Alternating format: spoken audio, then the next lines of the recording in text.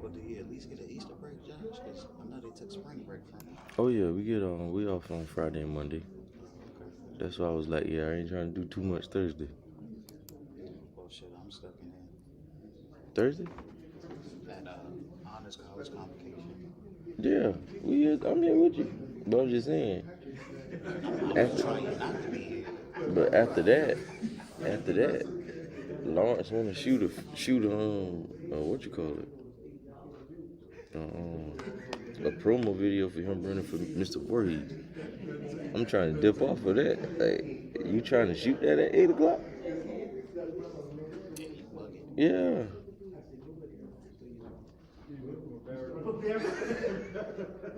What, 8 o'clock that night? yeah, Oh, hell no. yeah. Campus closed at 5. Come on now, No, it's over with. What time that ceremony? 11. See, that's in the day. I don't know why I thought that was at 6. Man, no. And then they're having something in the library after that. Right. Like 1.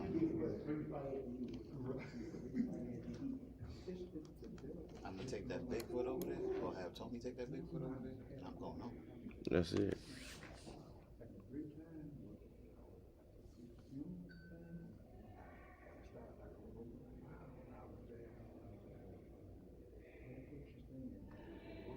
It seems like early graduation, a month away.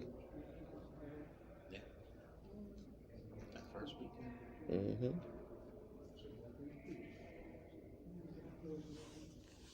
I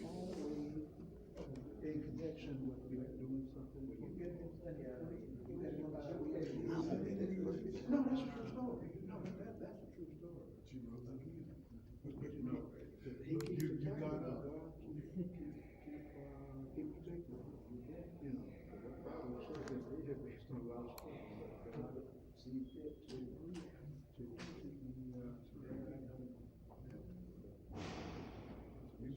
I know June is like the summertime, isn't it? Yeah, while I was home. The first annual Hall of Fame induction ceremony. Oh, yeah. They happened. I forgot. I'll be going by then.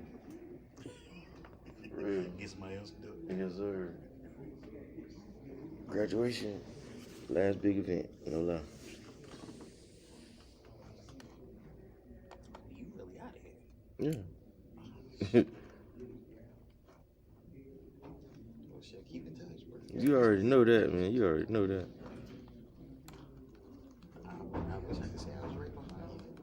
But if them damn Mega Million numbers hit, Boy, you sound like Mr. CJ, bro. If them Mega Million numbers hit, bro, it won't even be. You probably won't even see me for the unveil of the statue. I'm even mad. Right.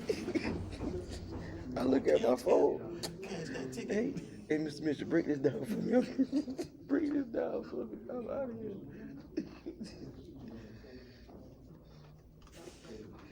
Keep everything that's in that office. For real. I'll buy that 4 times. Twice. Twice. 4 times. Right. Maybe more than that. For real, because I don't have much in there. You talking about after taxes, you gotta have $1 billion. You're right. Man. And then the student loans, I factor them student loans in, though. They can take them. They can get them. Because I don't know what happened to my student loan forgiveness. I was like, that stuff just went away. Shit, you got that. Them niggas be hitting me up every damn day. Hey, you haven't took care of these loans. I know I won't. I won't. I owe like 80 grand. You crazy. Ooh, yeah. Yeah, you might as well just charge that one to the game, man. Y'all forgiving everybody else but me. Right.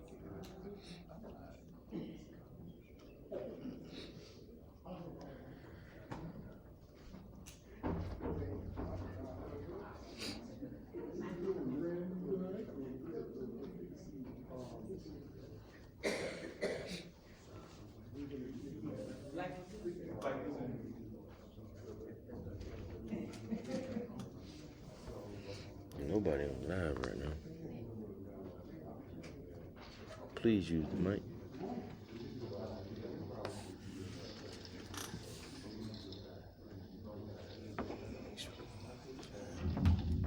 Okay, this one. She got both. Why you doing two mics?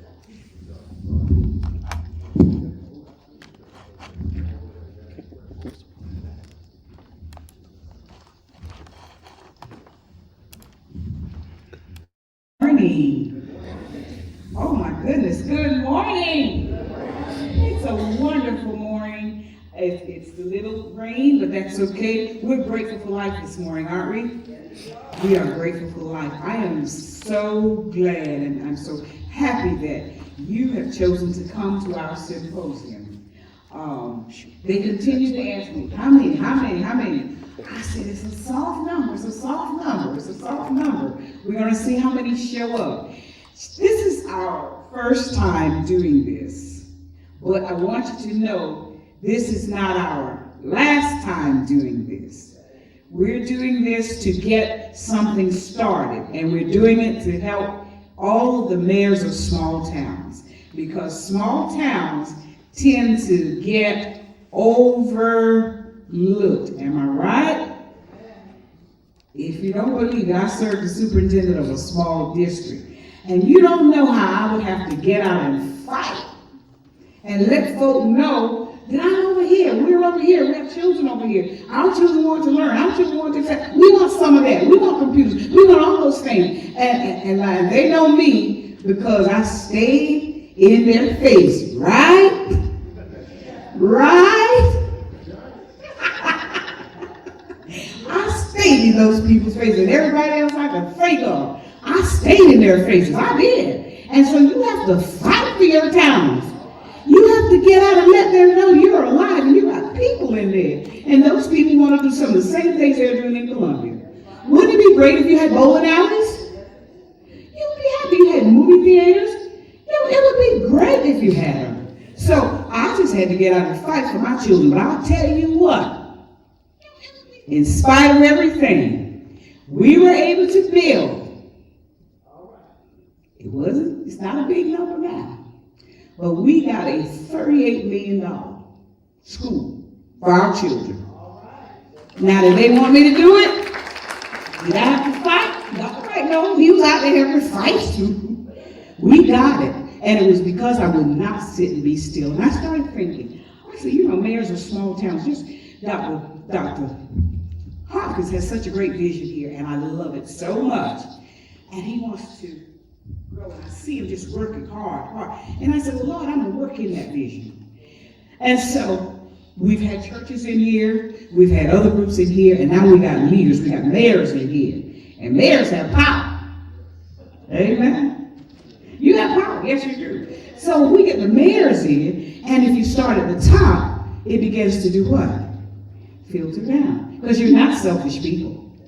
You're not selfish people. You're not in leadership and selfish. No, it's all about somebody else. And so that's what you work for. And so I just said, well, we need to bring this group in, and we need to start this. Now, what we're going to do with it, it's going to grow. I promise you. With your help, it's going to grow. So you wonder, so why are we here? We came here first of all to meet and greet. Well, we came here first so you could come to this beautiful campus. And I found that several of you have not been to Voorhees before, but gracious, thank you so much for coming. It's a beautiful place. And we have so many wonderful things going on, and we want you to be a part of it, okay? As they say a lot of times, is that all right? Okay. All right, come on in. Hello. Come on into the circle. We want to start a partnership and a relationship with each one of you. And we want to give you voice. Now, I'm not saying you don't have a voice, I know you do. But we're going to add to the voice that you have. We're going to offer the resources and the services that we have here at the university. And we have many. This man, he's full of things. He's full of ideas, and he's going to tell you about something new today that, hey, I want to get, he's going to do that. I mean, just full of it. His cup runneth we're going to hear from you. We're going to hear some of your ideas and your opinions. We're going to share, do some networking. We're a small group. We're going to grow. We're going to help each other. Isn't that good? All right, in kindergarten you learned that you had to do what? Before you cross the street? You had to do what? You had to hold hands. So before you cross the street, you got to do what? Got to hold hands. And there's nothing wrong with that. Okay? All right, now I want to say something else. I'm not going to say that yet, but all of us look awfully familiar. Awfully familiar. But we want the world to know that we too have ideas. We have strength and we have leadership skills. And we want the world to know that. And then we're going to meet again and again and again. So that's why you're here today. All right, this is a small group. As I told you, it's a small, soft number. We have many more that say they were coming. I think some more will come in. And so we're going to start today, and then we'll tell you when we're going to meet again. So our program, we have an program outlined for you. And it will proceed as outlined. Okay? All right. Thank you again.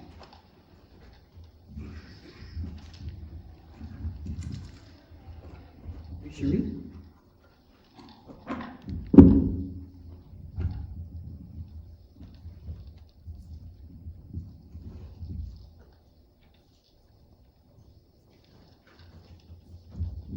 Good morning. Let us pray. You deserve all the glory, all the praise, all the honor. Lord, we lift our voice to worship you, to glorify your name. For you are so great. As we are here, we ask you, please, allow us to remember that all power belongs to you. You and you alone can lead us according to your plan for the whole creation. Now, as we are here to remember, except you build the house, the builders labor in vain. So we pray that your hand will keep guiding each one of us according to your will. And then we can bring result. Result which satisfies everybody. Result which can make our land, our nations great again. Father, may your Holy Spirit keep guiding us. Please be with us. As we are here today, we ask for your guidance in everything. In Jesus' name we pray. Amen.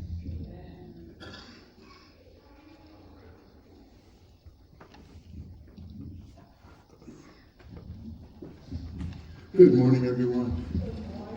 And I'll say, as you heard Dr. Sojourner say, she said that I was full of it.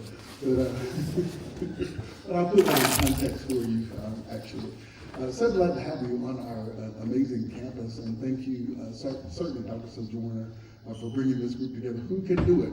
If Mr. Sojourner can't do it, it can't be done, I don't think. So we thank you. This is a great group, and I think this is a wonderful number for us to have some engaging dialogic about how we can help each other. I think it's really important to talk about, as Dr. Sojourner alluded to, sometimes our smallness gets overlooked.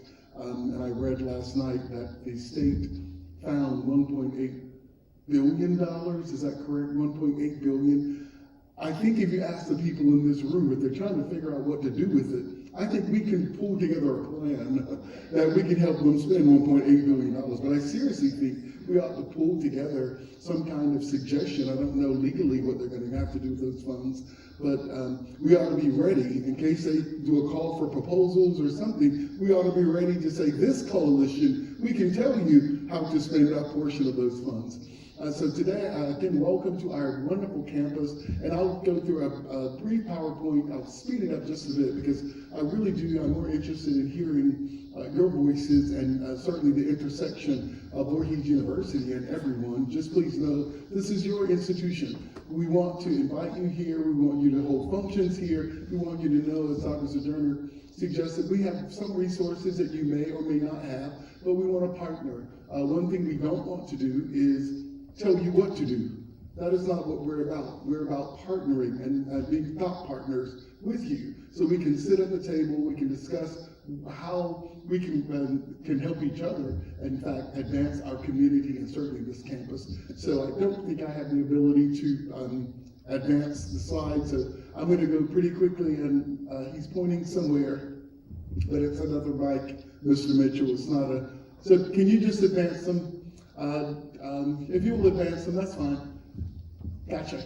So quickly, just Voorhees University, just so that you understand our mission, because we are in this close proximity, and a lot of people don't know a lot about the institution, but I do want you to know that a part of our mission is we are very proud to be an HBCU. We are certainly very proud to be affiliated with the Episcopal Church, and we are certainly, we put at the forefront of what we do to prepare highly qualified graduates. That is what we do at Voorhees University. The next slide, I want to take a moment certainly to say that Voorhees University is the first HBCU founded by an African-American woman. And we talk about small towns, and sometimes we have this rich history, this illustrious history, and we don't share it enough, and we don't illuminate what needs to be shared from our small town.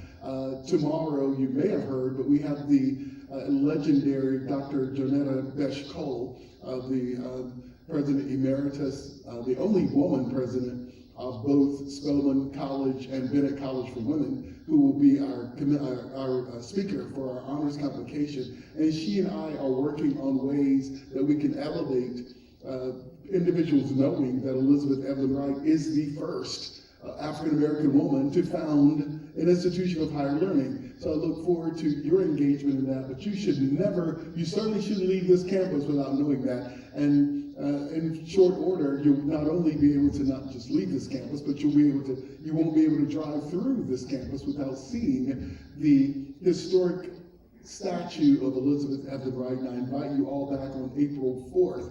That's Founders Day Convocation. After Founders Day Convocation, we actually do a processional to the Memorial Garden. But this year, we'll actually come back right off of Voorhees Road in Academic Circle, and we will erect a statue of Elizabeth Evelyn Wright.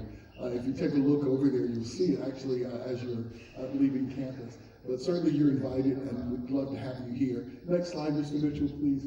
So we are celebrating 100-year affiliation with the Episcopal Church. So we are absolutely proud of that, and we have lots of engagement activities with the Episcopal Church. And the next slide, you'll see that when we say the Episcopal Church, it is a national Episcopal Church under the leadership of now almost outgoing Bishop Michael Curry, who is the 27th, am I getting it right, 27th presiding bishop and primate of the National Episcopal Church. If you don't know who he is, I'll quickly remind you. Remember the gentleman who officiated the wedding of Prince Harry and Meghan Markle? That's who our bishop is, the first African-American bishop of the National Episcopal Church. And so you see that we are embraced and supported by the Upper Diocese of South Carolina, which is headquartered in Columbia, and the Diocese of South Carolina, headquartered in Charleston. And we have a wonderful working relationship, and that's a 100-year relationship. So we are proud of that. Next slide. Just want to talk a bit about Voorhees University, and you can go ahead and move to the next slide, because the mantra of Voorhees University is indeed the next level of excellence. And this is the excellence that we certainly believe that we have existed 127, nearly 128 years now, and we've done a wonderful job, but there is a level of excellence another level of excellence that we wish to achieve, and we want to do that with you. And certainly we keep in mind, on the next slide you'll see, what we keep in mind as we are moving towards this next level of excellence, we don't do that in isolation. We, in fact, don't want to do that without ensuring that the community is involved, that small towns are involved, and that we embrace and move together. But you'll see in this next slide that many of your towns over the years, it was called at one time the Promise Zone, it was called the Empowerment Zone, it was called the Opportunity Zone. What that simply means that most of us have a federal designation that we aren't poor. That's what that means, that we are historically disadvantaged. And that's why I want to certainly reach out to the small towns so that together we can address our issues. And that is the conceptual framework for my presidency. So I believe that we should, as Dr. Sojourner eloquently put it, walk hand in hand and achieve what we need to achieve as partners, because we really do need to ensure that we do things in collaboration. And so that's really important as we move forward. Just a few things about how the vision, and I think I certainly have a vision, and with the amazing executive cabinet that we have and the team that we have on the campus, I think it's a very plain vision. We've written it very plainly, and we continue to pray that we actually manifest this vision. So next slide, you'll see that part of what we want to do, and so if you'll go back one, Mr. Mitchell, so you see that we have acquired the Denmark Olar Elementary School, thanks to the amazing help of Dr. Sojourner, former superintendent, the board, the community. So that now is a property of Voorhees University. So and you may have seen it on your way in if you're not familiar with this town or this campus. But what we want to do with that facility is, next slide, is develop a becoming beloved community complex. And so in that particular complex, that complex will serve as the official welcome center for the campus. That complex will serve actually as a home of our nationally acclaimed Center of Excellence for Educator Preparation and Innovation. It used to be an elementary school, so there is a large kitchen in there, so we'd like to offer an additional restaurant option. We are a restaurant desert here. In fact, we're a restaurant desert, we're entertainment desert, we're desert when you mention this area. And so we're trying to fulfill some of those gaps. We are very excited that part of the property actually is the former Rosenwald School, and you can see it on the ground as it has collapsed. So we want to do something to commemorate the Rosenwald School. So we really want to ensure that that happens. And a few other items that will be there. Next slide, Mr. Mitchell. So we do have 3 institutes that are already operating. The Rural Community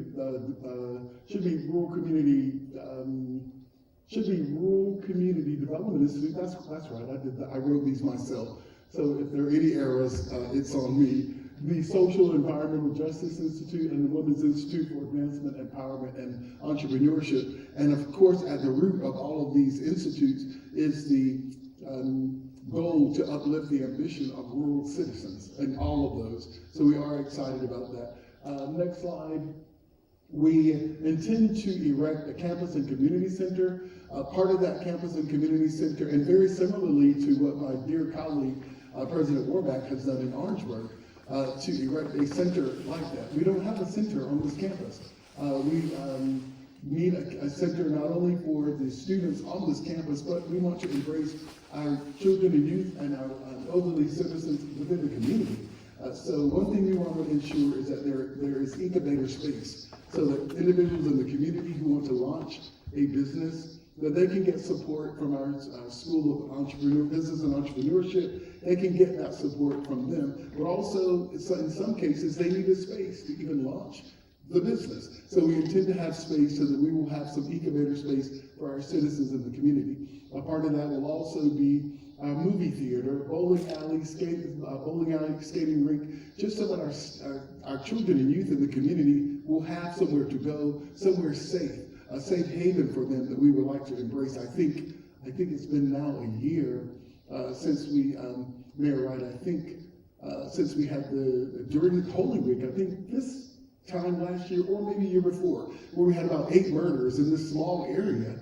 I mean, that is I always say, and I've written a book called Educating Black Males, but I always say often that the problematic is we don't have programs, we don't have support for children and youth, and as they are developing, they have other options. So if you're not going to embrace them in the church, if you're not going to embrace them at the university, I can assure you there are other elements that are going to embrace them and lead them in the wrong way. So this is an example of what we want to do here at the university. The next slide shows that our goal is to increase our enrollment to over 800 students by fall 2027, and we are on target for doing that. And so it is absolutely important that we erect additional living and learning spaces on the campus. The next goal, a university village. We have existing apartments that many of them need to be renovated, and we really do need to erect additional apartments. We have about 8 houses in the community that need to be renovated, and those houses could be used for faculty, staff, but we want to extend these living opportunities also to individuals that live in the community. And so we want to be certain that we provide that option. And each of these opportunities, if you'll notice, each of them have the caveat or the opportunity to have to create jobs in this community. That's certainly a part of what we want to do. Next slide, Mr. Mitchell. So we have had this amazing discussion over, I guess now at least 2.5 years, about bringing a hotel to the city of Denmark. So we look forward to continuing those discussions. I get, I'm sure, calls, if not probably every month or so, with hoteliers are burning to come to Denmark. We have, in fact, Bamberg County has completed a feasibility study, and their feasibility study indicated that indeed a hotel in the city of Denmark is absolutely plausible. And then the university, we've done our own feasibility study because we wanted to see if we decide to put that hotel on campus, how that would work. And that came back favorably also. The feasibility indicates that a hotel on the campus would be absolutely amazing. So we are looking forward to that. The next slide.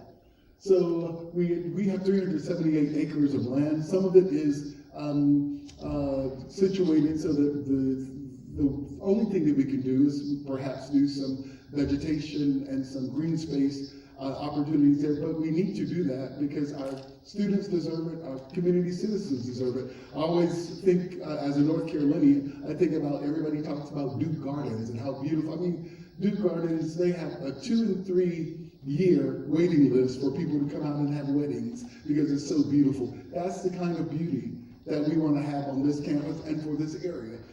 So that's what we intend to do with some of this area that we have. And the last, I'd like to announce that we are really thinking ahead, that we've already partnered, thank you so much, Mayor Wright, with the City of Denmark, to erect EV charging stations. And the problematic with some people saying, well, there are not a lot of people that have EV vehicles right now, EV cars, and that's the point. You don't want to wait until they're here. You want to go ahead and do that now. So we're working with a company and we're submitting a proposal, which is, the blessing is that the proposal is a no-cost opportunity for the institution and for cities, for small towns. And so some of you, Mr. Smiling is going to be approaching you today to say that you were one of the towns plucked because of your amazing location. And I'll say publicly that part of the legislation that's coming out, and it's legislation to support this, and then, so it goes like this: 80% of the project is funded by legislation, but Voorhees University is partners with a company called Sustainability Partners. And Sustainability Partners is exactly what their name suggests. They want to develop sustainability in areas, particularly disadvantaged areas, but they also have realized that there's a such thing as an HBCU. So they actually opened their space to HBCUs, which they had not done before. So it will be 100%. Their benefactors will pay the 20%. that the grant does not pay. So it's a no-cost opportunity for the university, for the city of Denmark, and perhaps for your town. And so please know, again, Mr. Smiling is going to reach out to you, and I'll let the cat out of the bag. There's one town in particular that they call by name, because within the confines of the corridors that they're looking at to bring EV stations to, it happens to be, drum roll please, the town of Bowman. Yes, absolutely, yes, absolutely. So they specifically asked for the town of Bowman. And again, what that means for you, what that means for the city of Denmark, is that you'll get EV charging stations at no charge, hands off. They will bring them to you. You will make the number. Mind you, we talk about agency and your decision making. You determine where they will go. They will install them at no cost. They will maintenance them at no cost. For your town. So it's certainly, I think, a win-win situation. And of course, what they do is they impact, and their environmental objective is to impact the sustainability of our towns, and particularly rural and disadvantaged towns. And so we'll be pulling a couple of others of you because that grant proposal is due in the next couple of weeks. So we'll be sharing that with some of you. And what's next, Mr. Mitchell? People ask me, you've got a lot of stuff going on at Voorhees, and then you got a lot of stuff going on, and we're being very successful, and we're very blessed to have that success. However, this vision is something that we're working on.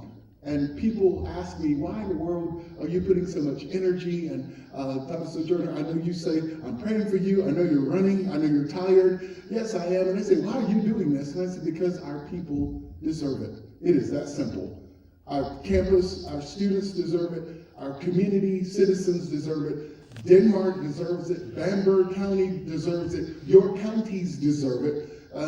We need to take a look at where we are in developing these towns, and I'll be long gone, hopefully not 6 feet under, but retired or something, and so certainly the residual of these projects will last for generations to come, for all of us, and I hope that's what you're thinking. But I had the opportunity to meet Madam Ellen Johnson Sirleaf, the president of Liberia, and the first president of any African nation. It's the first woman president of any African nation. Of course, Nelson Mandela was the first black president of an African nation. But she says, if your dreams do not scare you, they are not big enough. The size of your dreams must always exceed your current capacity to achieve them. If your dreams do not scare you, and I added, simply, they are not big enough. So my challenge to you today is to dream big, or to dream bigger. And as I tell my staff, as soon as we dream big and we accomplish what we've dreamt about, we need to then dream even bigger. Because our people deserve it. And if we don't do it, who's going to do it? Together and work together, who's going to do this? And the next photo is simply my photo I'm showing off with the president of Liberia. So I spent time with her while in Liberia in 2019. And this is at her house, in fact. She invited me, our students. I rarely travel without students, and some faculty and staff. She invited us to her home. It was a wonderful time that we spent with her. She was absolutely delightful. And finally, what's the last one? Dream big. That's what I have to say. So I will be happy to entertain any questions or comments that anyone has, but otherwise, Dr. Sojourner, then we can proceed. But do you have any questions or comments for me?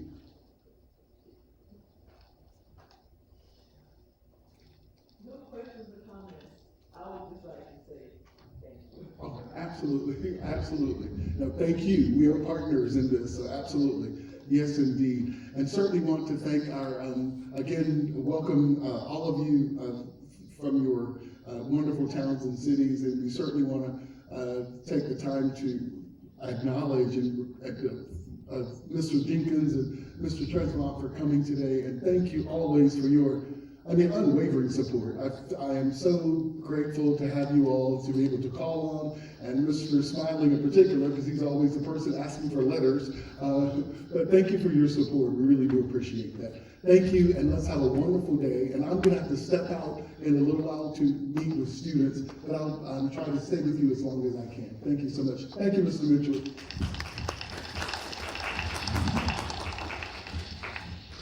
And thank you so much, Dr. Hopkins. So, you see what I'm talking about? You see? Sure do. You see, it's short running over with. Okay. It is so wonderful, but thank you so much, and you stay steadfast and unmovable, always around me. And the works of the Lord in your labor will not be in vain. Yeah. Amen, I believe that. All right, and you know why I like working here? You can say things about the Lord, and you don't have to worry about the state coming down on you. I love that. Oh, I use it all the time, and I said, in the public school, can you say nothing about the Lord? But in here, you can say things like that, and boy, that thing works. All right, but thank you so much. Thank you so much. All right, we're going to hear from the mayor of our town, Dr. Geraldine Wright, and following him will be Mrs. Wilma Edmonds, who heads a very large little town just 7 miles down the road from us. We're going to hear from her. And Nancy's not here. She was supposed to come and bring greetings from the county. But we will hear from these two, and then we'll hear from Mr. Smith. All right.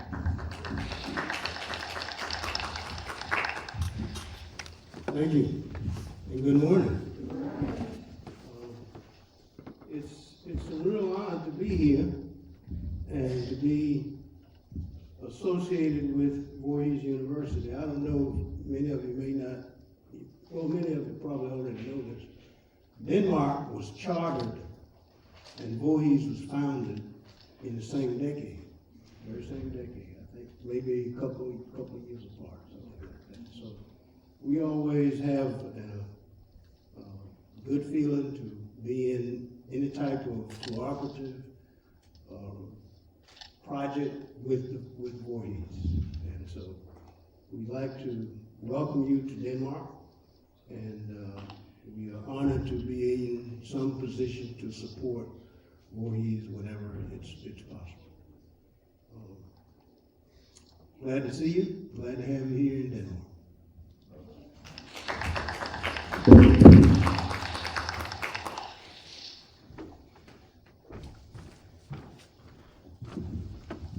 Good morning, honorable mayors, esteemed guests, distinguished colleagues, family and friends in the beautiful city of Denmark, South Carolina, and surrounding areas, and a very warm welcome to you.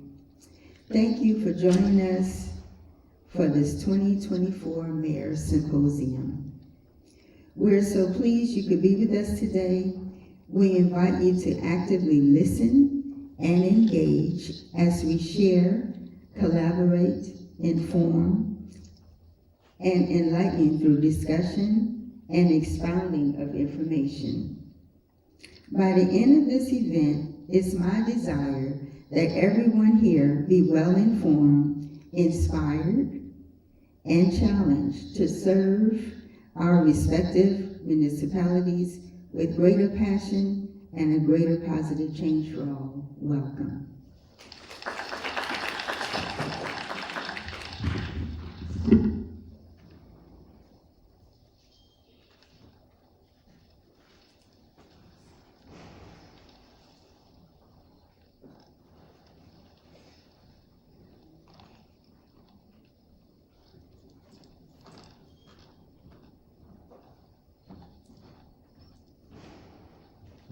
Good morning. So my task is to bring greetings from the campus. But when you have Dr. Sojourner and then the president coming before you, there's not much left. But I'm really happy to be here. My name is Dwayne Smiling. And one of the things that we want to make sure that we accomplish today and beyond is to say to each of you that Voorhees University is not somebody that's on an isolation on an island. We want to make sure that we bring everybody here And so when I look at all of you, all of the mayors and the federal officials, and of course the faculty and staff, we're on our way. We're on our way to say that we are available, we are here, we want to make sure that we outreach, we want to partner with all of you. I know most of you, those who I do not know that as we move forward, as the president said, there's a wealth of things that we can partner with, support letters and all of the initiatives that we have. And so I want to talk to you before we leave today, because as he talked about the electric vehicles and those type of things we're working on now, it requires letters, and you'll probably get tired of seeing me after a while. I may get on your nerves a little bit, but that's okay, because we're doing it out of love and to move forward. It's to benefit all of us. And so as we move forward with this next initiative, he talked about the promise zone. We want to make sure that we target those mayors that are in that promise zone, so we can move forward and have those things that you talked about, Madam Mayor. And so one thing before I leave, the Mayor of Bowman, she really has my number, because my wife is from Bowman, and I said, well, do you know Kathy? Of course I do. And do you know Anthony? Of course I do. And then she started naming all the relatives. And so certainly I'll be talking to you to make sure we get what we need, as well as the others. So again, just thank you for your support. You always can call on me, always can reach me, always can reach out to me, and I'm always available. So thank you for today, and thank you for the leadership. And do know that we are, thank you, Mr. Smiley, we are sincere in our efforts. And so you were specially selected to come today, because we aren't going to leave anybody out. We're not leaving anybody out. As we go forward, we plan to take you with us. Every one of these towns, you hear what I said? So if it looks like you're being left out, call me. And I'm straight where I'm going, and I'll call Dr. Brown and say, listen here, we promised these people, but we do want you to know that we are, as we move forward, we plan to take you with us. And dream big, sky's the limit. All right, now we're going to give you a chance to introduce yourselves. We'll start, we married Dr. Wright, right? Y'all know Dr. Wright. Dr. Wright used to be my boss. 32 years, I think. He was my boss. And we worked very well together, So, we're going to start letting you just say who he is again, and then we'll go around and give everybody a chance to get the mic. Don't you want the mic this morning? Don't you? Huh? You want that opportunity? Yes, you do. So come on. Dr. Wright, and then we're moving on down and get to meet everybody, okay? All right. Stand up, Dr. Wright. Okay, now, as Dr. Sojourner said, we worked together in public schools here for many years. And she said I was the boss, but she was bossy. Yeah. Okay, but I think we provided a good service for the children of this area, and I'm grateful for having an opportunity to work with her over those years. But we have come in some ways a long ways, and we've had some success, but there's always a challenge for small towns, and our history, as I already mentioned, parallel with the university. We were chartered and founded in the same decade, and so there is a need for those two entities, if you want to put it that way, to work together, support each other, and that's what we always wanted to do and tried to do.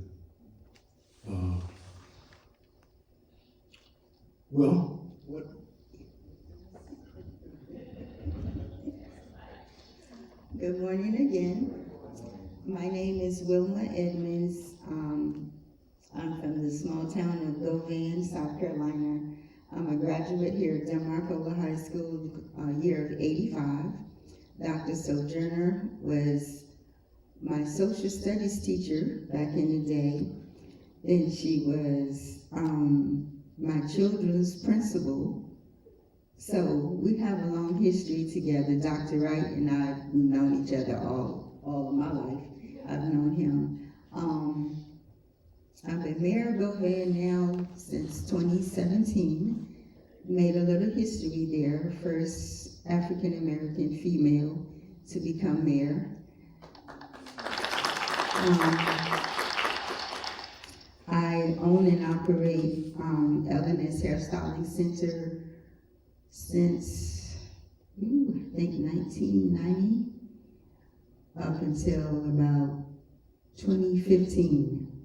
And then I opened Edmonds Insurance Agency that's located in Denmark as well. And that's who I am. Thank you.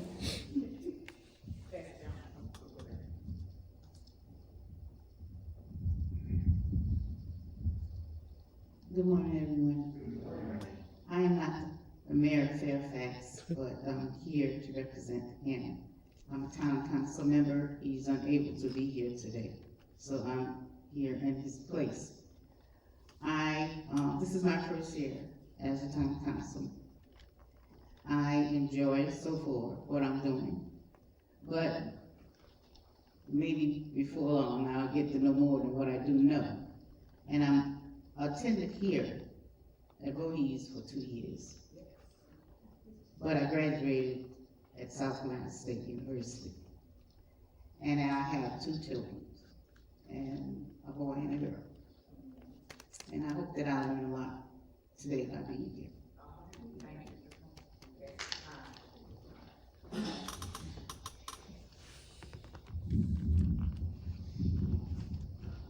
Good morning, everyone. Dalton Tresvant. I am the Deputy District Director in the Office of Congressman Clyburn. I'll be speaking with you shortly. Good morning. I'm Al Jenkins. I'm Regional Director for 11 counties and for Senator Tim Scott. Good morning. My name is Roselle Warren. I am the Town Administrator for the Town of St. Matthews. Our Mayor, Helen Carson, couldn't be here today, but she sends her regards. So I'm glad to be here. Thank you. Good morning. My name is Brittany Cooper. I'm from North South Carolina. I'm representing Jeff Washington. He couldn't be here today, so I'm here. Thank you. We'll go over here and then we'll pick up the others. The next president, sir. Good morning, everyone.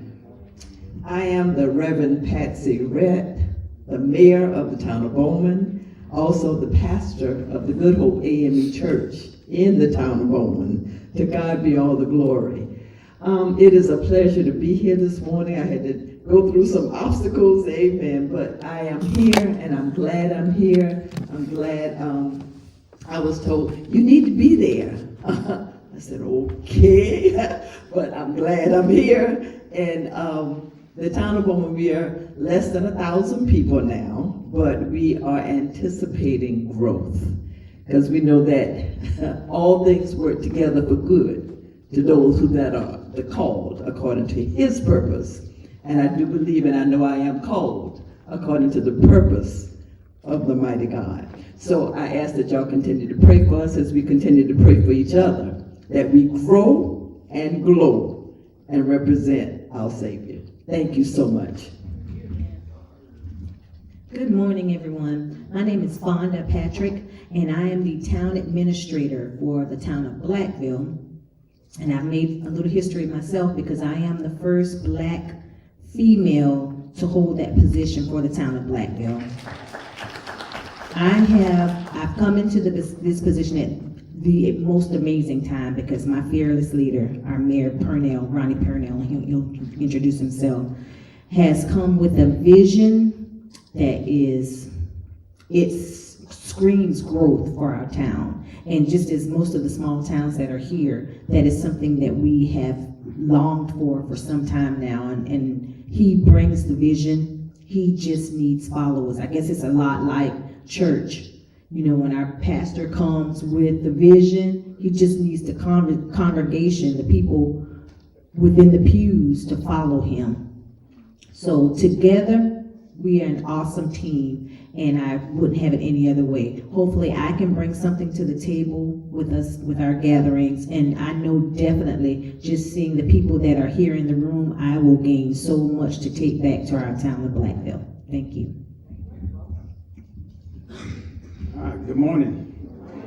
My name is Ronnie Purnell. I'm the mayor of Blackville. Just want to say this was not my first desire to become mayor. I was born and raised in Blackville, graduated from Blackville, but then I went off and got my college degree from Benedict College. So after that, I was commissioned as a lieutenant in the United States Army, served there. Served in Desert Storm. So did a lot of things. Became a police officer, a correction officer. Did many things in my life. So when I came back, I lived in North Augusta for 21 years. And I decided to come back. Built our home back in Blackville. Also, I'm a licensed contractor, construction. So I mean, did a lot of things. So, but I just saw my time dying. And I wanted to come back and just make a difference. So I decided to move back home. My wife, been married for 39 years in December. So we came back, and I just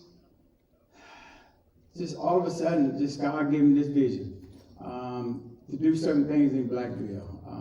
One thing, I only been mayor. I hadn't been 2 years yet. So I'm new at this. And I told myself, anytime there's a meeting, I'm going to try to be in the room. So anytime someone invite me to a program or meeting, and I've been to meetings all this week, from Thursday all the way to now, being in the room. Went to one yesterday at SRP, VIP.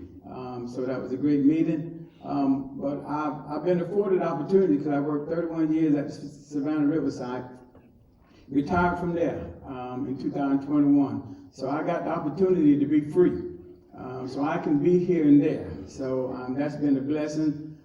Without my partner, Ms. Fonda Patrick, we've been doing some amazing things in Blackville. We just challenged, and when Ms. Dr. Sojourner told me about this meeting, I just want to know, because we knew at this game, we want to know how can we get funds? And I hope this program and everything, while we collaborate, we can go and do those things. I'm so excited to tell you about all the things we got going on in Blackville. We get to the State House. Anytime there's a room that's talking about growth, we plan to be there. So we're trying to collaborate with Denmark-Tech as well. I want to collaborate more with Voorhees College. I know we got one of our councilmen here, Kevin Isaac. So we definitely want to continue to grow. I'm looking forward to the meeting. All right. Thank you, and thank you for your service. Yes, thank you. You have done a lot of things. Thank you for your service. We want you to meet the other people in the room so you'll know who we have. I think you've met Mrs. Cherie, so you haven't met Ms. Williams. Good morning and welcome to the mayor. I'm Jacqueline Williams, the executive assistant to the office of the president. Mr. Jefferson, come on up. Thank you so much, Dr. Sojourner. I'm Willie Jefferson. I work here at Voorhees University, and I serve as Director of Special Events, Programs and Services, and I recognize a bunch of you faces and everything. And again, welcome to Voorhees. Thank you. We have Mr. Joshua Brown. He's going to take your picture, and I think they're ready to do that. So he'll give us directions, but just tell who you are, Joshua.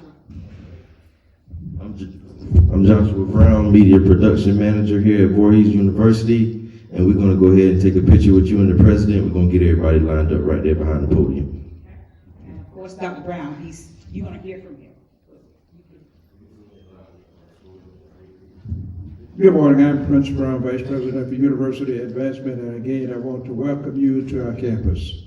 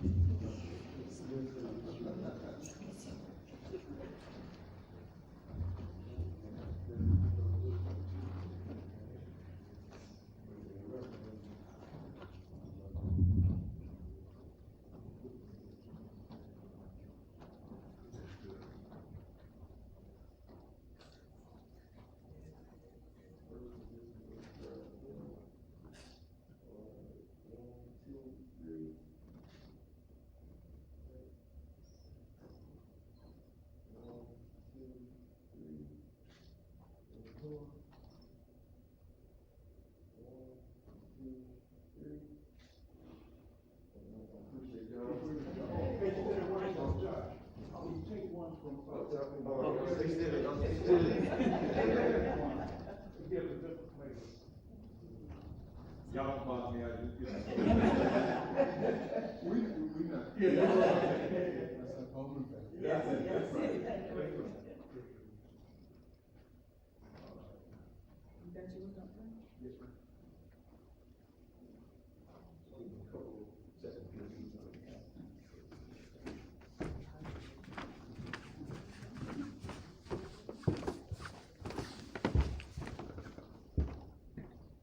No, I'm good. Go ahead. All right, up top. On 3. 1, 2, 3. One more. 1, 2, 3. Appreciate it.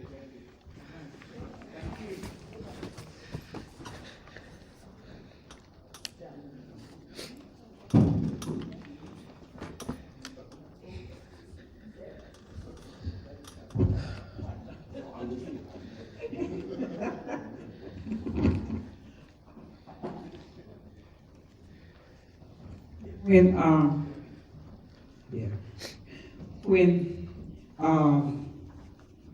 Mr. Brown said he had to run upstairs to take the picture, it brought back some memories. See, I went to high school here too, 9th, 10th, and 11th grade.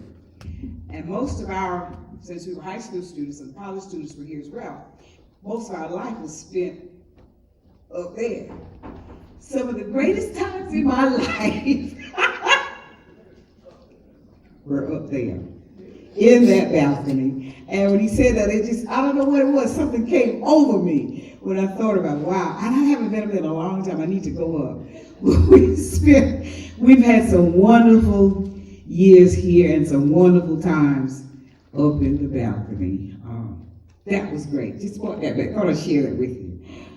Justin was supposed to come. He said that if they didn't have to vote today, he would be able to make it. But he said if they had to vote today, please understand that he could not come because the legislature is in session. And I told him I understood that. So other than that, I spoke as late as yesterday. He said, well, we're voting now. I can't do it, but other than that, I'll be there. But we do have Mr. Dalton Tresvant, and he's coming out of Congressman James E. Clyburn's office. So, Mr. Tresvant, we're going to have you come on up now. And as I said to you, they know me so much. See, I don't aggravate them like I used to.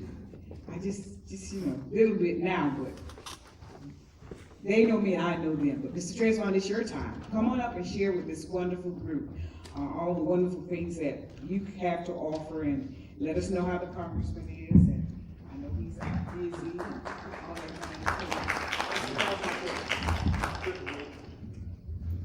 Good morning, everyone. I guess it's great to be at Voorhees, one of our illustrious HBCUs in South Carolina, and thank you for giving a shout out to my alma mater, Claflin University in Orangeburg. Gerald, always good to see you. I worked for Congressman Clyburn actually before he got elected to Congress. And we've had some dealings with all of your towns over the course of the last few years. Govan Omar, for example. This was back in the early 90s. We all had some water issues down there. And we got EPA money to do the regional water system with you all, with Govan and Ola. That was probably one of the first projects I worked on. Bowman, nice to hear from Bowman every day. St. Matthews, we've done a lot over there with not only the current mayor, but over the course of the years. Gerald, I get another call from you, I'm like, just go ahead and quit. And all of our HBCUs, we definitely try to help each and every one of them. All of them are located in Congressman Clyburn's district, with the exception of Clinton College up in Rock Hill. Didn't we just get you some money? Okay. Okay, well, you got some more coming. Okay.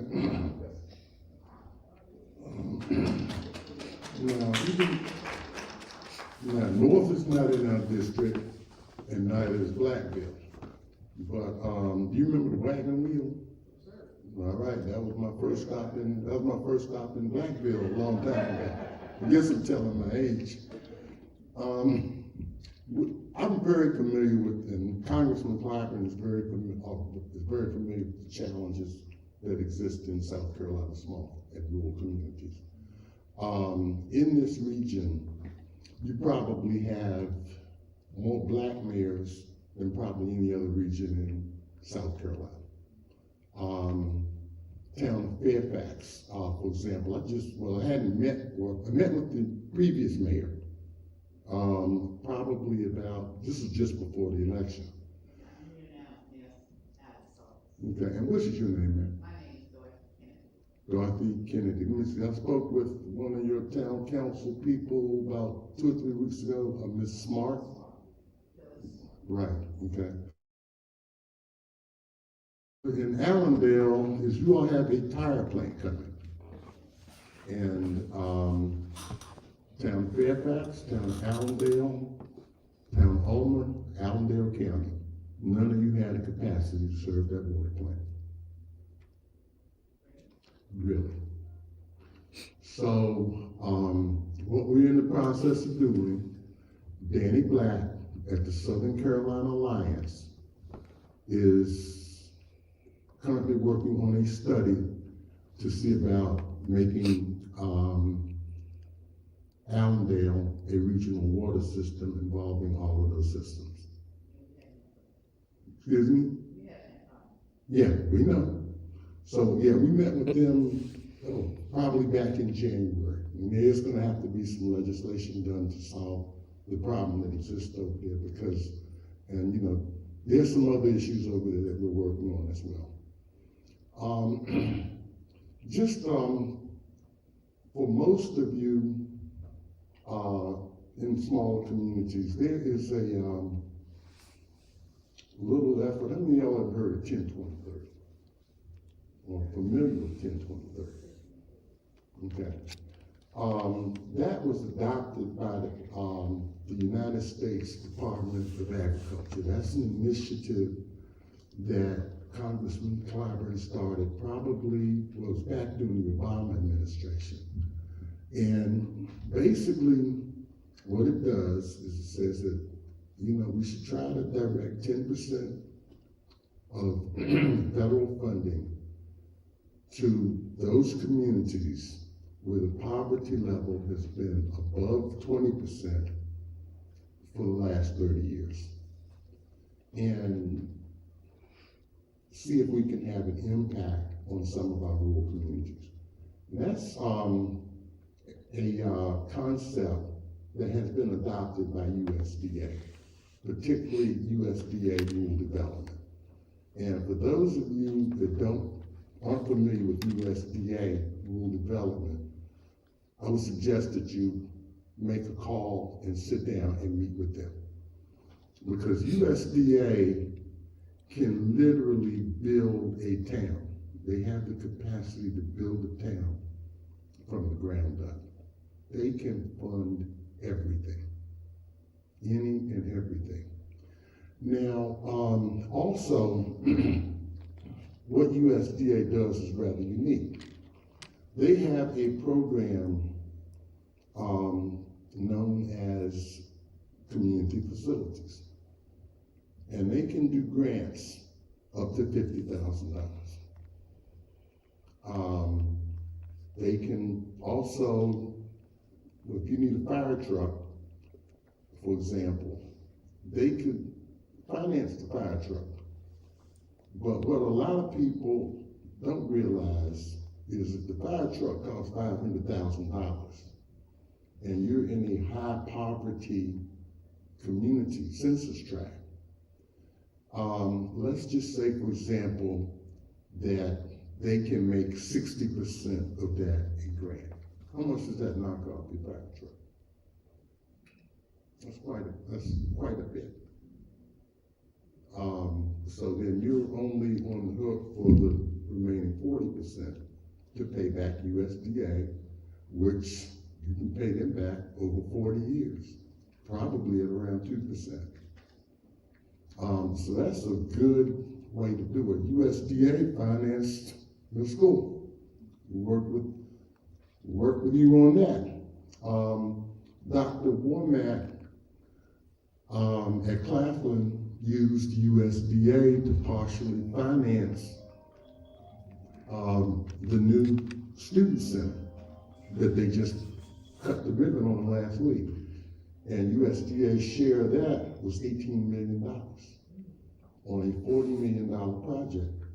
And that's now a centerpiece in Orangeburg. So we use USDA for a lot.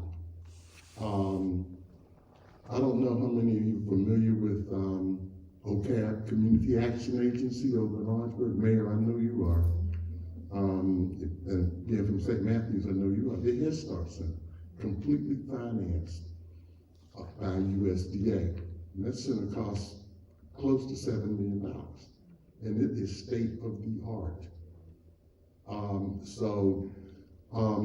USDA's nearest office, Rural Development Office, is located in Orangeburg, over on Henley Street.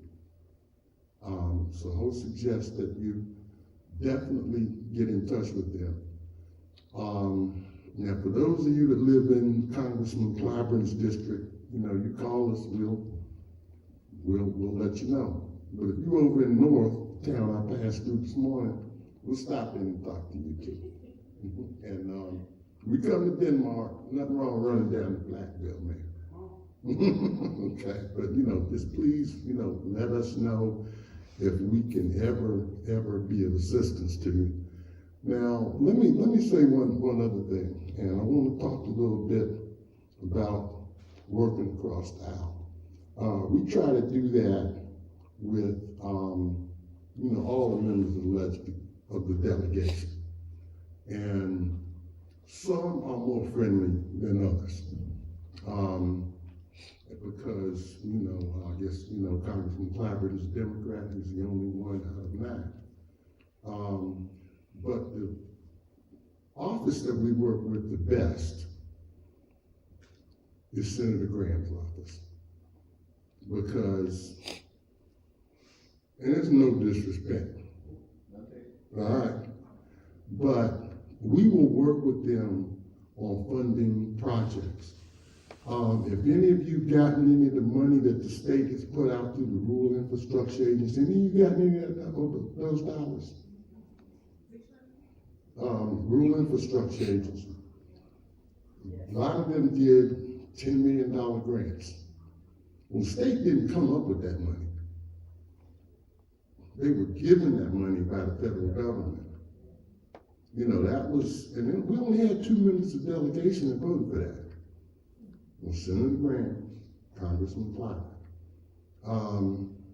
It's just kind of amazing, when we were over in Orangeburg doing an announcement, we had one member of the delegation down in the 1st District that was trying to run out and take credit for a project that was announced down in Charleston on the same day. It was $25 million for the bus system.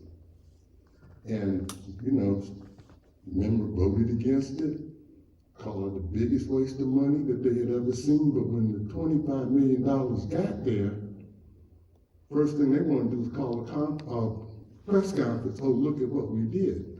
And we see that a lot, but, you gotta pay attention to what everybody does. Like I said, Congressman Clyburn has tried to deliver for the citizens of South Carolina, particularly those in distressed, poor, rural, predominantly African American communities. Now, we can't do everything we tried. And I know a lot of you are familiar with earmarks, or what used to be known as congressionally directed spending, and now it's community project funding. That process probably has been going on they brought it back probably about 3 years ago. And we're gonna be doing it again. Now, the way the House did it, we can only request 15 projects.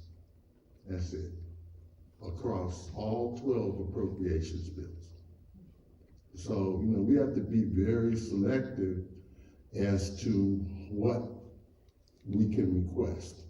And, if we look at something and we see that, okay, well, there's federal funding available here, we can try to help fund this project through other existing pools. One of our priorities, one of Congressman Clyburn's priorities is using the new process to try to help South Carolina's HBCUs. And the reason is, they've been traditionally underfunded, and they serve a lot of first-time college students. So last round, out of those projects, the first 7 that were at the top of our list were all the HBCUs with the exception of Clinton, which we could not do because of its location. Next project, the 8th one, was for Lake Marion Regional Water Agency, which serves your town, Mayor. And I know that's where you get your water from. Yeah, over the course of the last 28 years, we spent $123 million on Lake Marion. The Volvo plant down in Berkeley would not be there if it weren't for Lake Marion. So we just got 23 million more for that. So we're going to be bringing water to more rural communities in Dorchester, Calhoun County. Calhoun County's coming. You're going to be getting water from Lake Marion as well. It's just taking a little bit longer than we anticipated. But you have a source of clean drinking water that will be reliable. And the water plant is actually right down the road in Santee. But it took a while, and it was a heavy lift, but we've been trying to deliver for the citizens in that region. The Walmart distribution center down in Ridgeville, that is served by Lake Marion, Volvo plant is, and that's why you're starting to see growth come up I-26 from Charleston up to Orangeburg, because they now have a water source. And I remember when Congressman got elected, that was mostly woods. Now traffic jams to here. But back to our community project funding. There is a good project, because we really only have about 4 spots, and they're very competitive. And we usually try to assist municipal and county governments with those 4 projects. And like I said, we can't do everything, but we will try to,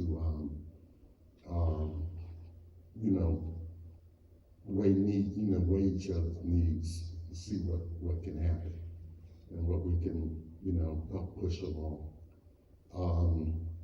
The other thing you could do, there's only one other member of the delegation that'll even entertain the community project funding request, and that's Senator Grant.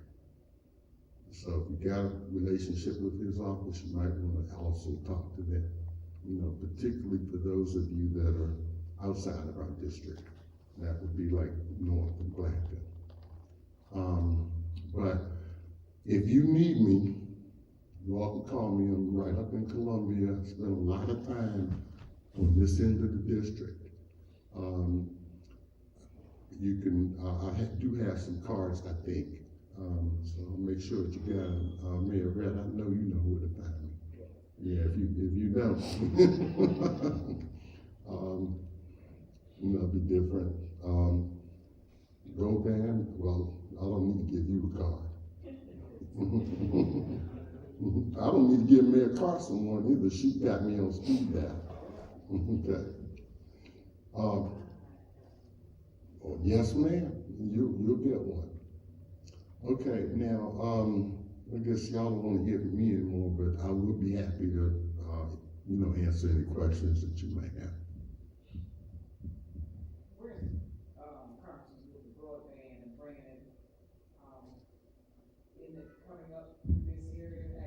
Okay, good question. Okay, the COVID-19 pandemic exposed a lot of faults that existed in South Carolina, particularly when schools shut down and kids had to stay home. The most adversely affected county that we had was Allendale. And Allendale just completely lacked any type of broadband service. And we'll get to Bamberg in a minute. So what we had to do in Bamberg in the initial days of the pandemic is we had to go down to Allendale County and put in a fixed wireless system that we did right on Highway 278 at the middle school. Went up on the towers. I was down there the day that they did it. The other antennas had to go over at USC Salkehatchie in Allendale, and we were trying to find a place in Fairfax. I think they ended up using the water tower over in the town of Fairfax to do the antennas over there. And the only reason we're able to do that is because, if you see a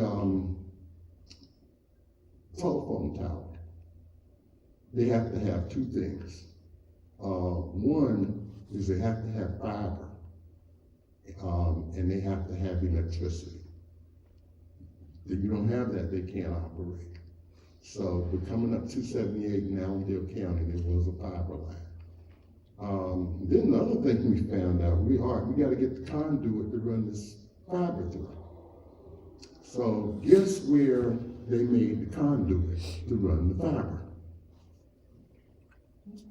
It's made in Allendale, which is something else we didn't discover, right on Highway 278.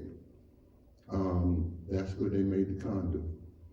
Now, so we got that system up and running, but then the state kicked in some money, the bulk of the money, the $600 million for broadband in South Carolina is basically federal money. And what has happened is stood up to help the state stand up the broadband office. And right now, South Carolina is on track to provide broadband to every home and business in South Carolina by the end of next year, right now, because of federal investments in South Carolina. I remember a few years ago being over in the General Assembly, and we're talking to some folk about broadband, and they were like, well, that's a luxury. We don't need that. We don't need to put any money into that. And then as soon as COVID-19 pandemic hit, everybody was like, well, no, it's not a luxury, because a lot of people do their banking online. You pay your bills online. A lot of your TV entertainment is online. When you don't have broadband, you don't have that.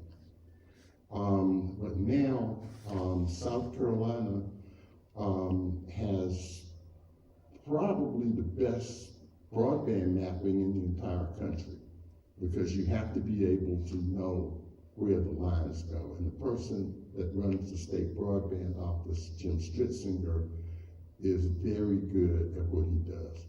He was the person that came up with the idea of what we needed to do down in Allendale initially. We were looking at a program that involved Voorhees and Denmark Tech at one time from the NTIA under the Department of Commerce to see if we could get a Connecting Minorities Communities grant here. That did not work out the way that we wanted to. We only got 2 in South Carolina, 1 in Columbia, 1 in Orangeburg. But we're still on the Department of Commerce about that. So hopefully, between Voorhees and Denmark Tech, we can get that down. But that's not, that's not something that we've forgotten about. So, but we're, definitely trying to make sure that we bring dollars to South Carolina that can help expand opportunity for broadband. Okay. Next question. Yes, sir. All right, man. Yeah, I can say this. There's many small towns. It's probably here. Symposium for the small towns, mayors, and there are so many small towns now. I guess my question is about county lines. You got Bamberg County, you got Orangeburg County, Baltimore County, Allendale County, and I know every representative got a different district. And I guess I'm trying to understand how does that, how can representatives and senators really, especially in this group we talking about collaborating, how can we all get together and really, without competing so hard? Because there's a lot of money out there, and there's no roadmap. I need a roadmap. Okay. I need a roadmap to say, this is where the goal is.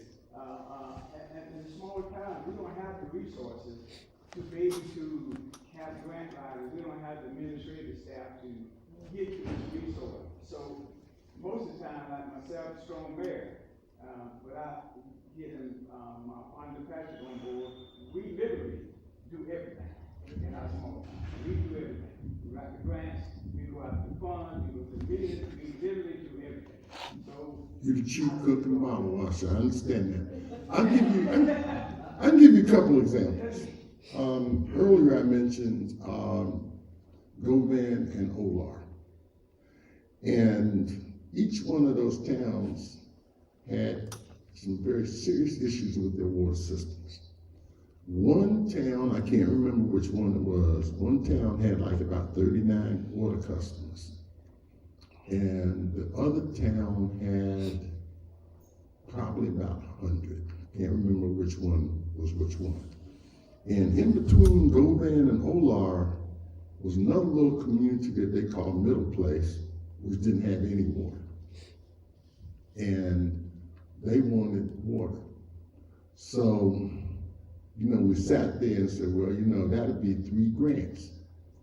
And we can't get 3 grants. We'd be lucky if we get 1.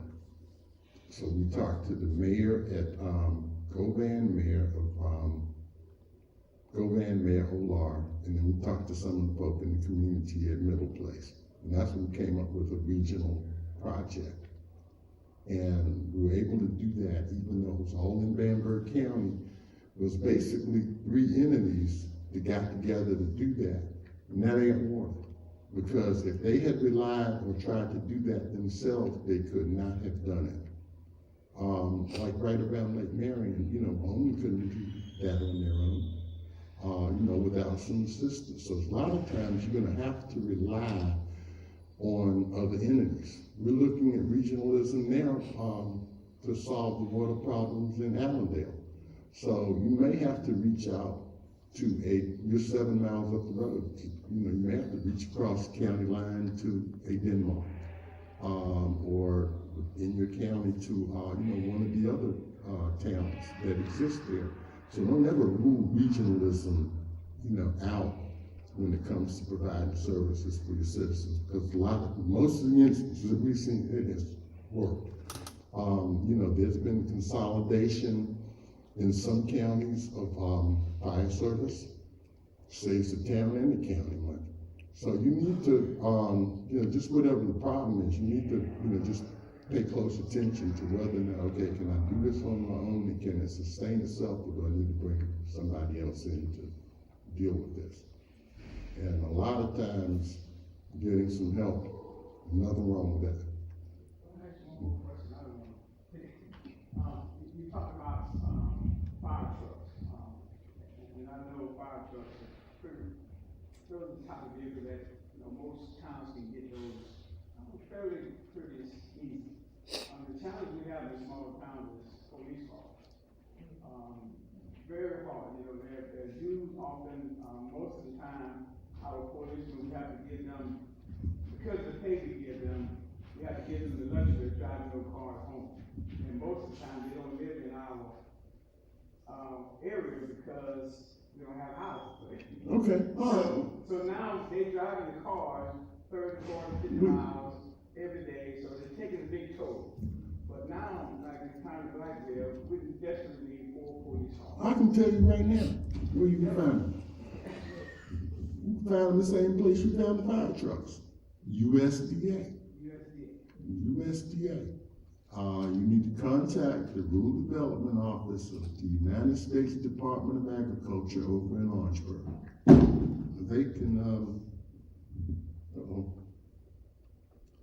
They can, they can finance police cars for you. And depending on the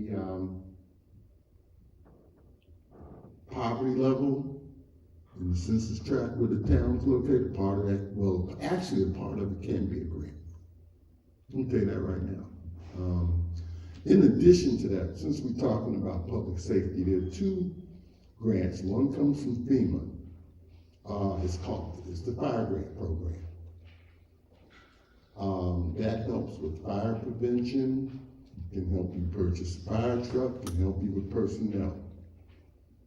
They have some solicitations open now. There'll be some more coming up. On the law enforcement side, the United States Department of Justice has a program called COPS. And you need to be familiar with that one. Because under COPS, you might be able to find police vehicles. I know you can find protective gear, equipment. They'll even pay a portion of salaries. So, but that's on the Department of Justice website. If you're looking for fire grants, that's on the FEMA website. And for those of you who haven't done it, or the other thing you can do, every municipality or town in here is represented by a card. It's either Lower Savannah, Low Country, and I think those might be the only 2 that we have represented today. But contact your council of governments. They'll help. Is everybody in here a member of the Municipal Association? If you're not, you need to join.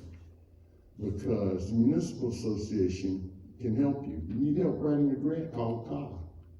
You need technical assistance, you can contact the Municipal Association. Those are 2 good entities. If you're in the county, if you're in a county government, then the Association of Counties can do the same thing for you. But you need to make sure that you've got a very good relationship with your council governments and the Municipal Association or the Association of Counties. Okay. Any other? Just one question that some of the towns are really interested in. I've certainly been curious as an immigrant to Denmark. But what recommendations come from Congressman Carlin's office as it relates to industry development in some of these areas? Because I know for a lot of us, if we were able to get a major business in some of these areas, and a lot of the areas feed off one another. Any recommendations for trying to attract industry to these areas? Okay. Yes, several things. First of all, a business is not going to locate anywhere unless the community that they're looking at can meet the infrastructure needs or has the potential to meet the infrastructure needs. You need to have water, you need to have sewer, you need to have access to broadband. The second thing is, industry's locating, they said, well, I'm bringing all these people in. Yeah, our families are gonna be moving here. So what's the next thing? Okay, housing is the first one, and the next one is schools. We need to have a good school system. We need to have housing, and we need to have, in addition to the infrastructure. I was talking to the economic development director over in Orangeburg, this is a couple of years ago, and they had just lost a prospect because they did not have housing. Matter of fact, they lost the prospect one time because they were getting ready to, the prospect was getting ready to make an announcement. And there was a double homicide that occurred in Orangeburg. And the day they were gonna make the announcement, plastered over the front page of the Times and Democrat was this big headline about this double murder. Who do you think them folks went? They went over to Canyon.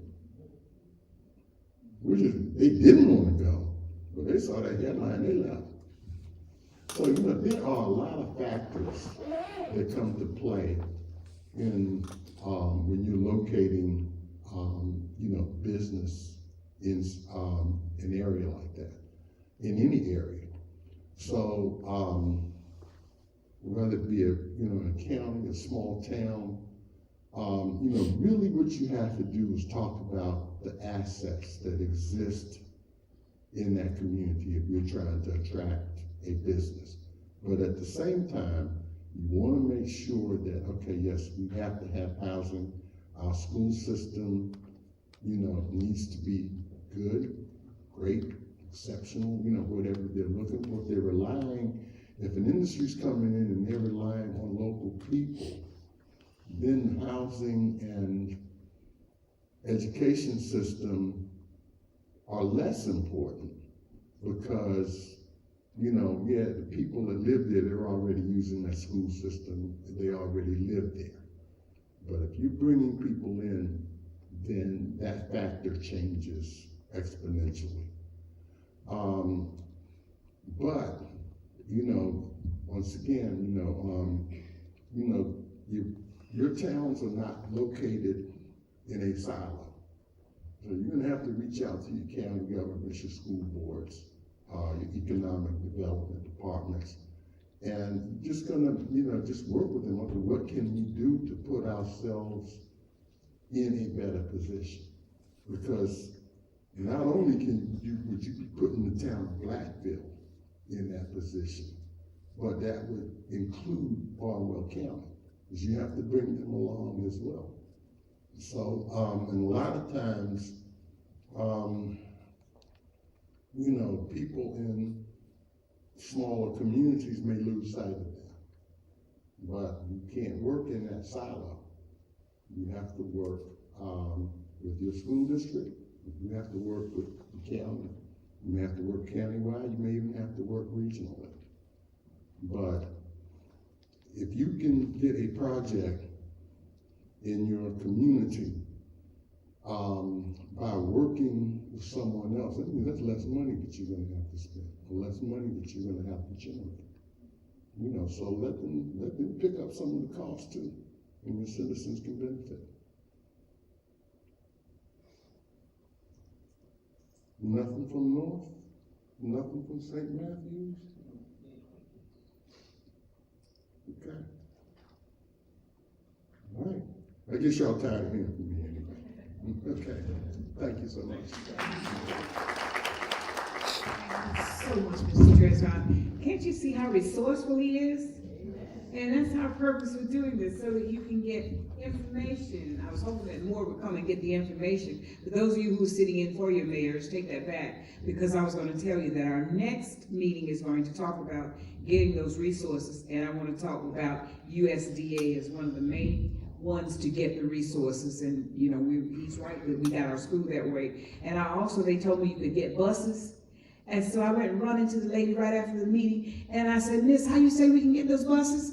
And she said, yeah, they'll help you get a bus. Do you know we got a brand new, well, when I left, a brand new 2021 diesel running bus over there and a little minivan from USDA, and they did their part, and we had to do the rest of the part. But before I left, I told them, let's pay it off, because I didn't want to leave the district with debt. I didn't want to leave with my debt. But we got us a brand new, spanking bus, look like big time school buses. That's what we got through USDA. It works, y'all, and I'm serious. So that's the next meeting. But anyway, come on. This is my good friend, Al Jenkins from Senator Tim Scott's office. And so we're going to give him his letter. Oh, and if you need to go to the facilities, the men is right outside the first door to your right, and the ladies are right down this hall, second door to your left. So if you have to, we don't have break time in this, but if you have to, just feel free to do so, okay? Thank you. All right. Thank you so much. Good morning again. So I am been with the senator for 9 years. I am a retired federal contractor. Started a small business in Berkeley County and grew it to, in 1995, I was a small business of the year for the state of South Carolina. So I come to this from a business standpoint, watching dollars and cents. And Senator Scott and I were business partner prior to him becoming, going into politics. And so that's where our friendship started from. When I retired, he asked me to come back when he was appointed senator to go around. I told him one thing I would not do is do this job if it was anything dealing with politics on a daily basis. So my job in this job is total resources. And you heard an excellent example of everything Senator Congressman Clyburn is doing with his great staff across the state. But I do want to add to what Mr. Trevin said is, so Senator Scott Congressman Clyburn is on the Appropriation Committee. That's where all of this starts. Every penny that the United States spends starts in the House. It has to start there. It's passed over to the Senate, and Senator Scott is not on the Appropriation Committee. So Senator Graham is. So as he said, I totally agree with him. You need to invite Senator Graham's staff to everything that you're looking at doing and growing for the future. So he will have, and I know staff members, Congressman Clyburn's staff and Senator Graham's office work good together, but it would be great to have that representative here to get that firsthand. So that's where we definitely put that. But I do want to talk about Mr. President, you just spoke with the senator just recently on the HBCU fly-in. And we've been having the HBCU fly-in for quite a number of years, where the concentration is to bring all of the HBCUs, president and chancellors to Washington and do a House meeting there, and basically lobbying, because you're coming from all across the states. You're actually meeting with your representative and all. But that's been one of the biggest part of Senator Scott trying to find out what the needs of HBCUs are, and also trying to make sure that budget is there every year to finance HBCUs projects. Another thing I wanted to highlight too is just like where you are located right here with the MOU, all of the HBCUs in the state of South Carolina have an MOU with one of the largest facilities in South Carolina that spends billions of dollars in the state of South Carolina, and that is Savannah River, just down the road. Each of the HBCUs have a MOU there, and the goal is to get those students internships that would lead to full-time jobs as soon as they graduate. So we're trying to not only help the students and also Pell Grants. Pell Grants were increased to try to minimize student loan debts. But the goal is to try to help get the students employed as quick as possible. We held a industry day, I think it was two years ago at Benedict College, where a lot of Fortune 500 companies were in the room with these students, trying to get them that interview leading to a job as quick as possible. We know what the status of the student loan debts are right now, but trying to help those students get employed is a major factor that we're looking at trying to move forward with. some of the grants so we, on Senator Scott's side, of course, the grant opportunities, we have a grant team that works with everyone who requests or is looking for funding to do a project in South Carolina. We have a grant team that will work with you. We can help you find grant opportunity. We can't write the grant for you, but we can help find those grants. And also, we give a letter of support with any opportunity that you may find, from the COGS, Council of Government, to economic development teams, whatever they're working on that you need a source of federal funds. That's what we're concentrating on, to be able to give you that letter of support to try to help you win that award. And that's one of our main aspects of moving forward. Mayor, and your service, thank you for your service. And veterans issue. We know across the state, veterans are finally getting opportunities with new clinics, new nursing homes, and all of that. So South Carolina, since South Carolina did away with taxing retirement veterans pay, we're looking at a major influx of veterans and families coming to South Carolina. South Carolina is one of the highlights of the United States right now, with growing citizens. A lot of big cities in the north are losing. We are growing, and my area, Tri-County area, is growing tremendously. So a lot of new citizens coming, but a lot of them are veterans' families. The other thing with that grant opportunity, of course, we talked, you heard earlier about the Department of Justice. Department of Justice also have community policing grants, safe neighborhoods. So that's where your local police departments can work with your nonprofit agencies to solicit these grant opportunities to try to impact crime in your neighborhood. We talked about how industry is looking at neighborhoods or communities when they're looking to expand. Those are some of the things that we can impact with partnering with local nonprofits to try to impact young people and trying to help them make better decisions. Mayor Burgess for the city of North Charleston, he just elected this year. Charleston is the third largest city in South Carolina.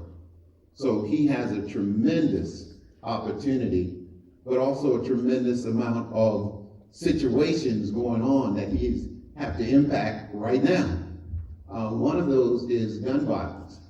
The other is homelessness, homeless veteran. All of those are some of the opportunities that he's working with, and he's done a great job with when he was police chief, with going after grants that brought in nonprofits that help him impact those opportunities in the community. We are personally involved with him on a couple of gun violence situations where we're working with teens in the school system, trying to get an alternative to them going into DJJ, trying to get them mentors, so they won't, when they get arrested, because now some of the things I did in school that I may have gotten a paddling for or whatever, may have been sent to the principal office for a day. Students are getting arrested now. And so now you're creating a school to prison pipeline. And so we're trying to, the mayor there that we're working with is trying to impact that as far as alternative of keeping them out of the system. And of course, at 18 years old, they could possibly have a clean record after that expunged, and then they're into adulthood. So we're really trying to work with teens right now, and mostly it is young black males. That is, it's really difficult to see the amount of young black males that we are burying and those that are going to prison. How does a society or a nation of people grow when those two things are happening to young men? So it's very critical, as I said, Department of Justice has grant opportunities there to grow that and bring nonprofits, people, churches, groups in your neighborhood, in your communities, to try to impact those teens right now, to try to save them, give them other opportunities. We're on the campus of a university right now, but there are other opportunities for students who are not going to college, who are not joining the military. Those are the students that we need to get and encourage to go to career schools, career centers, Job Corps, and go straight to work. I was in Florence just last week. There's a program, Harbor Freight. The same tool companies that you see that are expanding, they have a fellowship that they are encouraging industry to. These are troubled teens who normally wouldn't be in school. They would probably be dropped out. But they encourage these students to go to classes for 20 hours a week, work at an industry for 20 hours a week, and they get paid for 40 hours a week.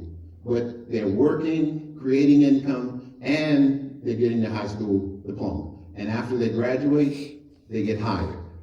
So the impact of changing a community with the crime level, because now they have an income, and I think you said it earlier, if you don't impact them in the church, and I don't know, I don't want to embarrass anybody, but a lot of our young men are not in church. And there's no other way to get their attention. They are on the streets, and gangs and other influence are there waiting with their arms wide open for these young people. So we have to do something about that, but there are federal agencies that do that. The other thing about HBCUs is there's the federal preservation grants for HBCU buildings that is available to you for funding also. So another opportunity for funding. I was present in a few years ago, YMCA. USDA built the YMCA, financed the YMCA in Berkeley County in the Nexton community, a YMCA. So as he said, USDA has a range of opportunity in your community to bring federal dollars into your communities. Another thing we talked, Mr. Trevin talked about the media.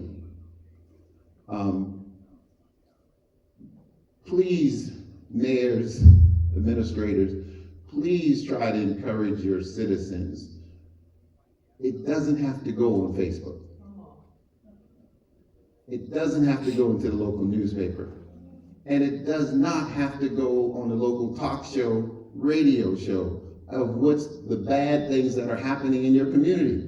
Because as he said, people around the world are listening to these information that are being passed. And if I'm considering going somewhere and you're constantly beating down your own town, why should I come?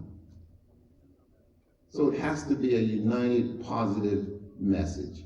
But the media, of course it can help, but it also can hurt when the citizens are generating the negativity of what's going on in your town.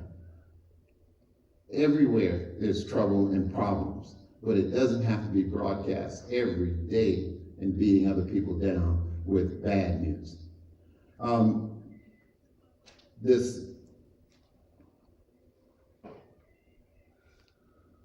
I also am on the advisory board for Truist Bank. How many of you have partnered with a bank that are offering free financial literacy classes? Okay, now, question, I don't know if you know the answer or not, but I know the state of South Carolina is about to change its policy for student graduating, that they have to have a financial literacy class coming up. Yes, in high school. I think that's maybe 2 years from now, it will be a mandatory. So how are we going to grow our communities if we're not able to learn about building wealth? Some of us in this room will leave an inheritance to your children or your grandchildren. Will they be able to keep it? Do they understand how to pay taxes on it? All of these are minimal things that starts a community. It's just like a church. If there's no young people in the church will die. So if there's no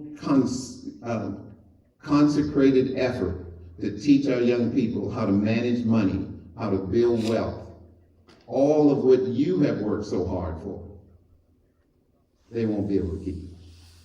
And the way in Berkeley, Dorchester, and Charleston area, the property value that is accelerated in those areas. And as we said, it's coming this way. Bowman, you know it's coming this way. I was in Vance last night, council meeting, and they're talking about a major housing development coming there, new schools coming there. Same thing in Santee, new housing coming in the Santee area. I was with the builder there, over $300,000 new homes in Santee. Our young people who are getting out of college, they cannot afford that. The teacher, anybody know what a teacher's salary is right now? Basic, out of college, what is starting salary? It has to be near 40. Okay, 40. So that's about $20 an hour. 4 years of college, student loan debt, and you're making about $20 to $25 an hour. Yeah, I mean, of course, the state and everybody is talking about increasing salaries for teachers, and it should. Police officer should, but the understanding, getting our young people to understand before they make a decision on college, what is the full cost and what am I expected to make?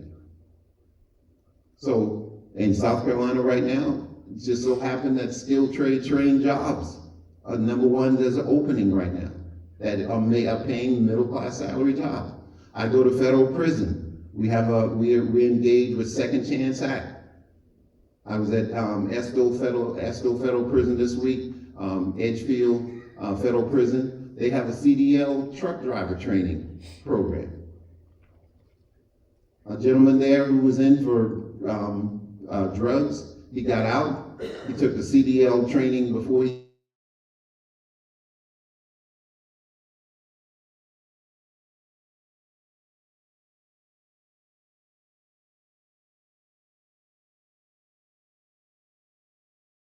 willing to give you that opportunity. Walmart hired him at $80,000 a year, just out of prison with a brand new CDL truck driver training job. So if these young people have to understand there's multiple options that are available, and that's what we need to make sure we're putting in front of them, that they have an opportunity to say, of course, say no to drugs, but also look at careers and build wealth and understand how to protect grandma or grandpa's home or property that they inherit. Okay, I'll stop there.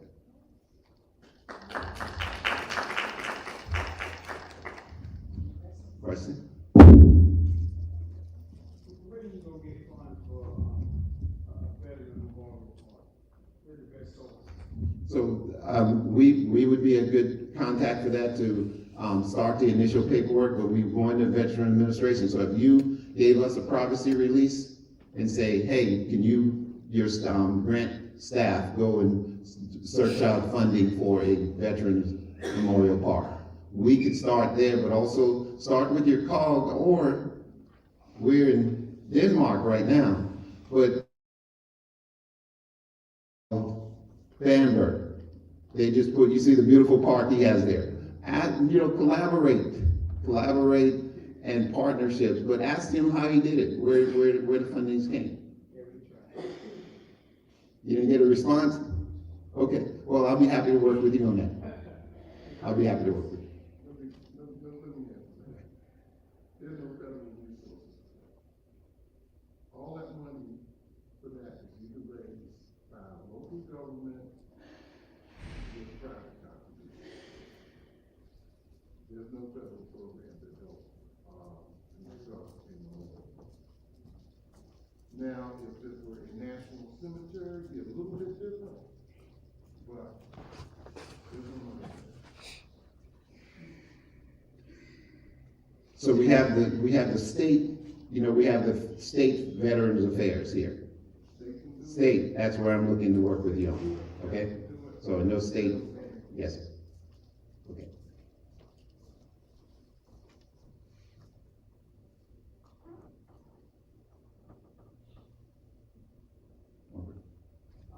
Thank you so much.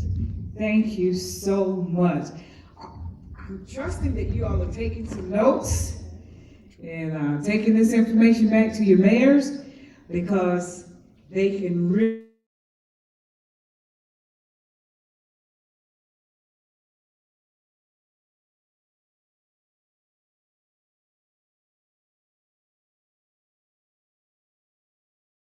take advantage of these resources, because they are tremendous.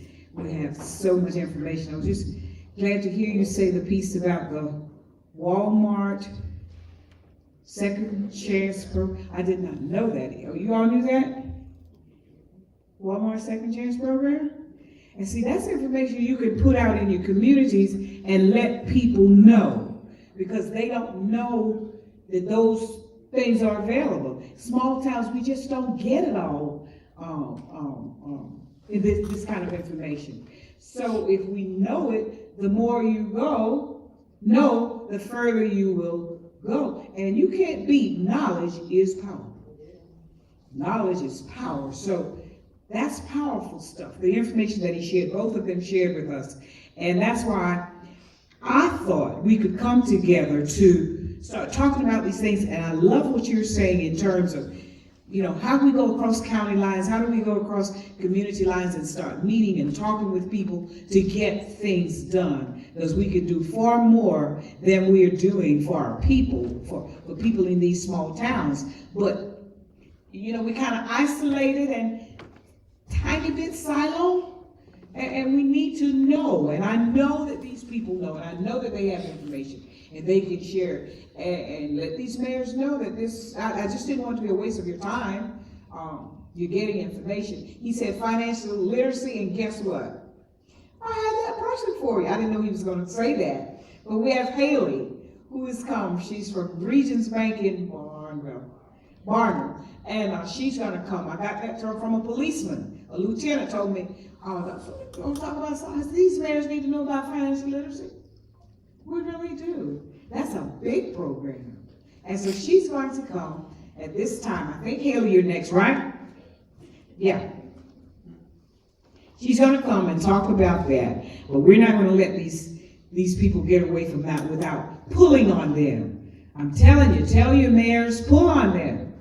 Ask questions. And maybe you won't be as aggravating to them as I was. But I didn't stop. I'm telling you right now. I didn't stop. I didn't. No. If you say you can help me, and I got your card, oh, you heard from me. You heard from, and you will hear from me. So I'm saying to you, push. Push. You never know if you don't ask. Have not because you ask not. I never did let that be my problem. I had not because I probably aggravated them too much, but I'd ask. I did. No. Ask everybody to help me. Please come help me. Okay, so now we have Haley, tell me your last name, I got it. Brian, and she's going to talk about financial literacy.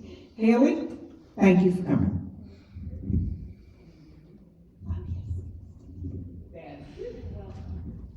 Okay, I have never had the privilege to use a microphone, so this is exciting. Okay, so I'm just going to start off with telling you what we do. At Regions, we offer these things called Next Step workshops. They're absolutely free. We just kind of go around the community to other small businesses, and we're wanting to educate people on financial literacy. A lot of people struggle with finances. Most people struggle with finances and how to budget, credit reports, everything in that nature, how to save. So I just wanted to go over one of our Next Step workshops with y'all. So if you'll look at the first page. All right, so I'll start off with saying again, I'm Haley Bryan. I'm the branch manager at the Regions in Barnwell. I hope you will contribute to our discussion during these few minutes together. I will ask for your input throughout, and we will have time for questions before we wrap up. So today we're going to answer the questions, how do I create a personal savings and spending plan? So in another name for a spending plan is just a budget.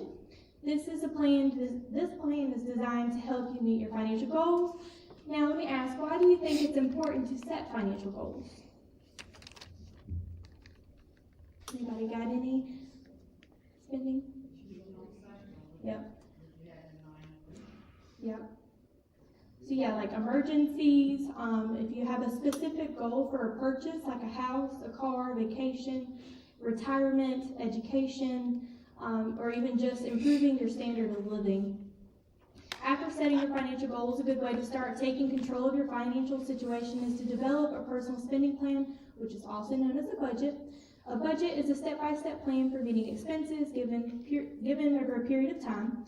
It is all about choices, choosing how to look at your income, and about how to make wise choices on spending it.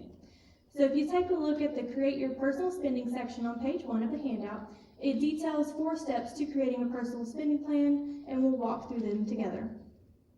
So a thing that we like to ask people is, do you know where your money is going each week? How about each month? A lot of times, you look at your bank account and it seems like it's just vanished.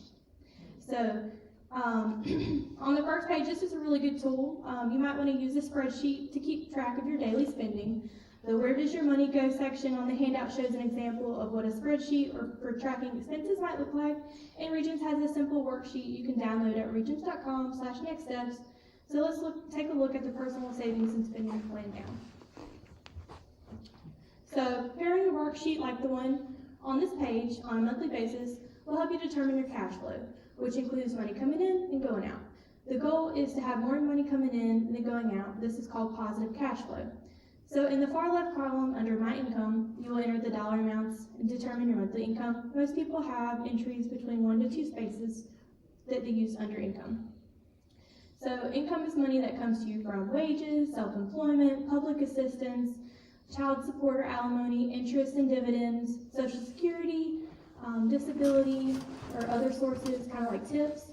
So to be sure to consider whether your income sources are continuous or might stop in the near future. For example, if you receive unemployment benefits, keep in mind that they may stop soon. Remember to include tax refunds, bonus checks, and other income that might receive quarterly, annually, or other non-monthly intervals. And on the far right, you'll see the expenses.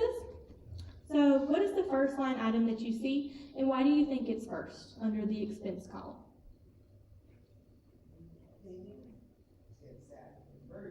Mm-hmm. Yep, so savings, yeah, that's the first one. And emergencies. So savings, yes, it's the first because it is important to get in the habit of paying yourself first, or to set aside a certain amount of money each month for savings when you pay your bills. You should set aside a savings goal that is realistic to save towards. An easy way to ensure sorry, there's a typo there. An easy way to ensure you save is to set up a direct deposit with a regular transfer from your savings account to your savings account. When you set it up and forget about it and set it back, watch your savings grow. So pretty much if you set up that auto draft every month or bi-weekly for whenever you get paid, even if it's just $10, it goes straight into the savings account and you've forgotten about it. Take notice that there are some percentages provided next to each category of expenses.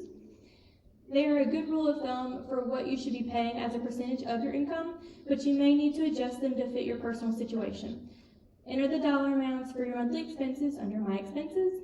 Whenever possible, try to pay more than the minimum payment or amount on loans to pay them off faster and to save on interest charges. You may have to control over some fixed expenses before you sign the initial agreement.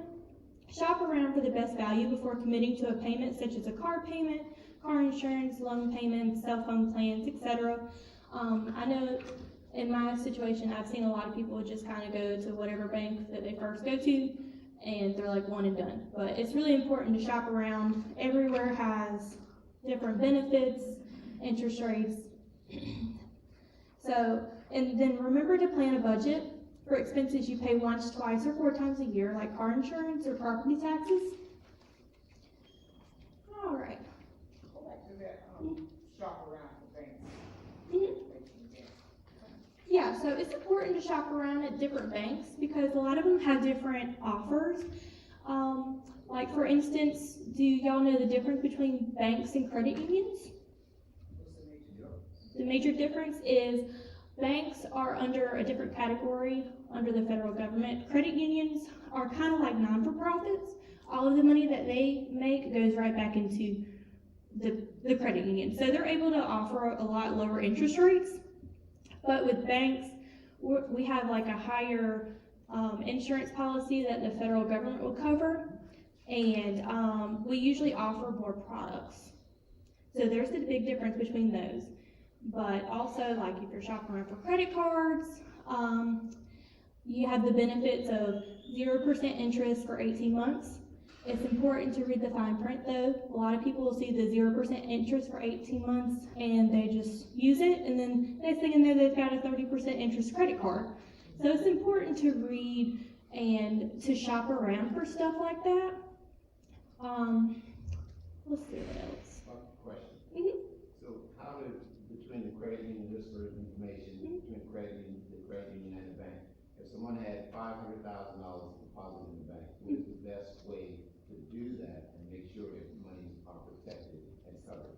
So the way that we usually recommend is keep 250 in each bank. Yeah, because that's what the FDIC covers. And I think the credit unions only cover 200,000. I might be wrong on that because I'm not a credit union, but definitely the 250. That's the one I wanted to bring out, is that the government will guarantee. Right. You have to do it the right way, because if you put all $500,000 in the account, it's not going to cover it. It goes under, you're going to get covered. Right. Yeah. Right. And a lot of people get the misconception that having multiple bank accounts is bad. It's not bad. You can bank with as many banks as you want to. It's good to have those relationships. Because again, if you're wanting to shop around, it's good to be loyal to your bank to an extent, but they might not always offer what you're needing. All right, and on to the next. So if you'll flip to page 2, we've got Jumpstart Your Savings. So some next step tools and resources that we offer through Regions specifically is on worksheets. You can download these from the website.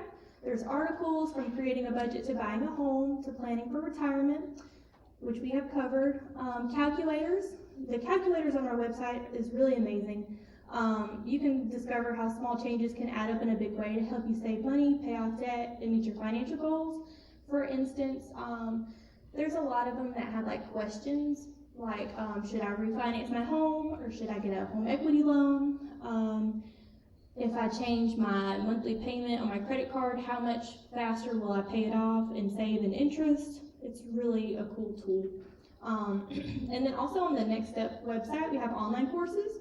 So you can grow your financial skills that are self-paced. They're only 10-minute long courses that can be viewed on your mobile device, tablet, or desktop. And then we also have podcasts. So you can listen to the Next Step series for tips to help you reach your personal financial goals.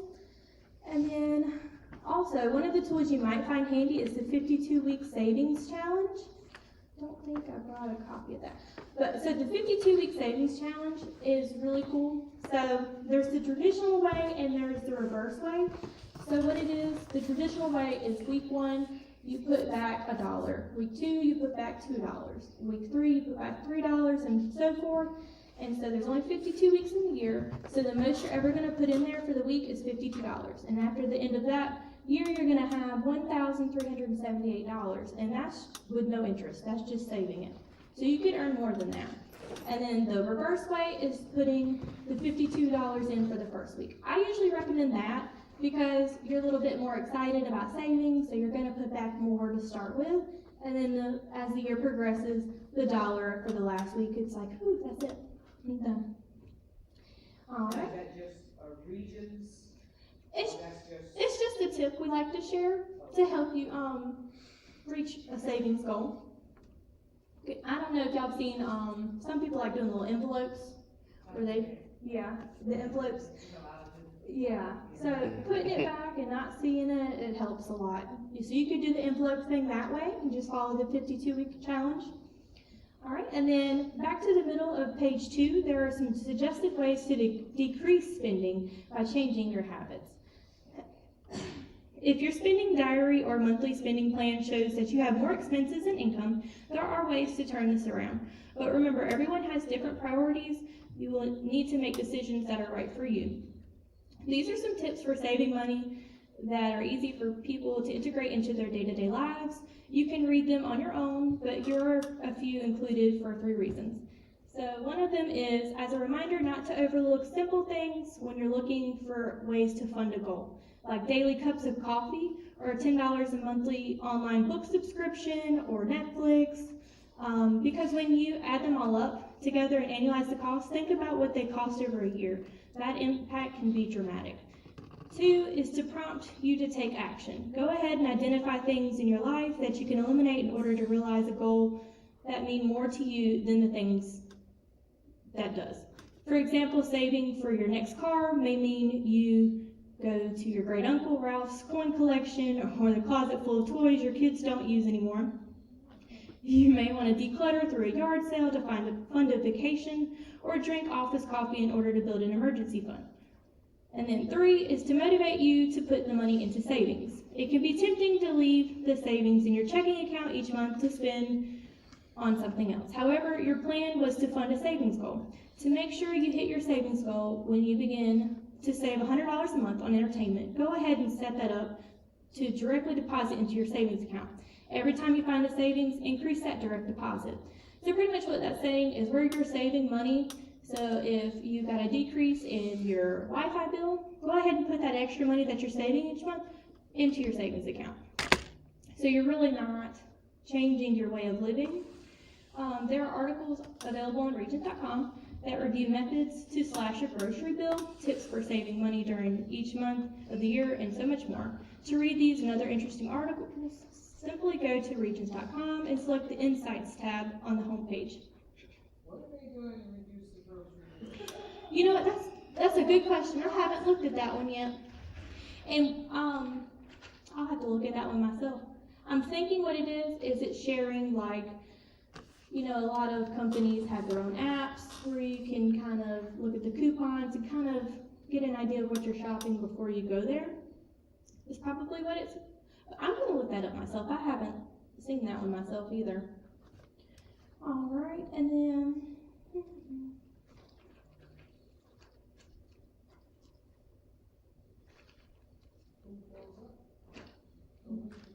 Mm-hmm. Yes, it does. All right, and then on the page that I found really interesting was the brew your coffee at home. That $5 cup of coffee may add up to more than $1,000 a year. I don't know about y'all, but I love coffee shops. So that is an eye-opener for myself. And then cut the cable cord. The average cable or satellite user spends an average of $100 per month. Finding an alternative way to watch television could save you $1,200 per year. Be aware of the alternatives like HD antennas, smart TVs, streaming devices, streaming services, and they can all add up to more than cable also. All right. And then on the very last page, you'll just see where the tools and resources I was talking about. And that pretty much wraps it up. So thank you for taking the time out today to explore you're preparing a personal savings and spending plan. Are there any questions that I can answer for you? And this may not be something, but now the trend is everybody uses a card for purchase. You want to see people handling cash, Right. well, it's not handling, but a lot of people still handle cash. What is that? That's the impact of where we're going, how we're going in the future. So how does that affect the economy? Well, it's affecting a lot of people in the aspect of fraud. When you're using your debit card a lot, it's a convenient way to spend your money and make sure, you know, you're not losing your cash. But like the gas pumps, there's so much fraud. It can steal your debit card information. So really in that aspect, it's just us trying to be more vigilant on how to prevent fraud. So like online, make sure you're not putting in your debit card information to a bogus site. websites that aren't explaining what they're gonna do with your information.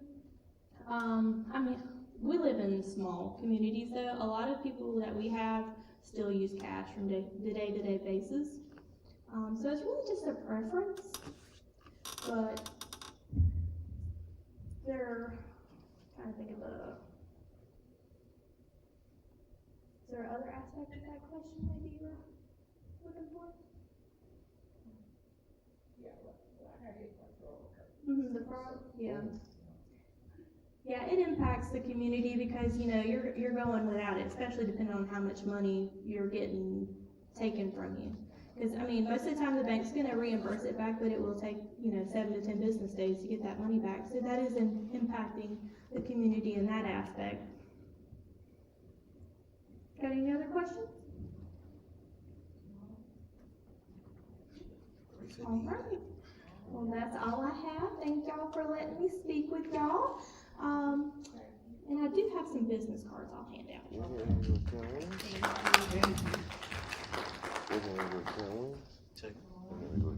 So, just before lunch, and we do have lunch for you guys, it's going to be in the Cherry Blossom Room, which is just right up the street here from here. So it's just a second or so to drive up there, but please stay for lunch. We have Dr. Brown who's going to come and talk with you a few minutes, and then we'll all go to lunch. So all of you are joining us for lunch, is that right? Right?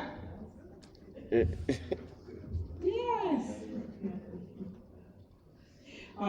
Mr. Smile? I just wanted to quickly down before he comes. Okay, all right, come on.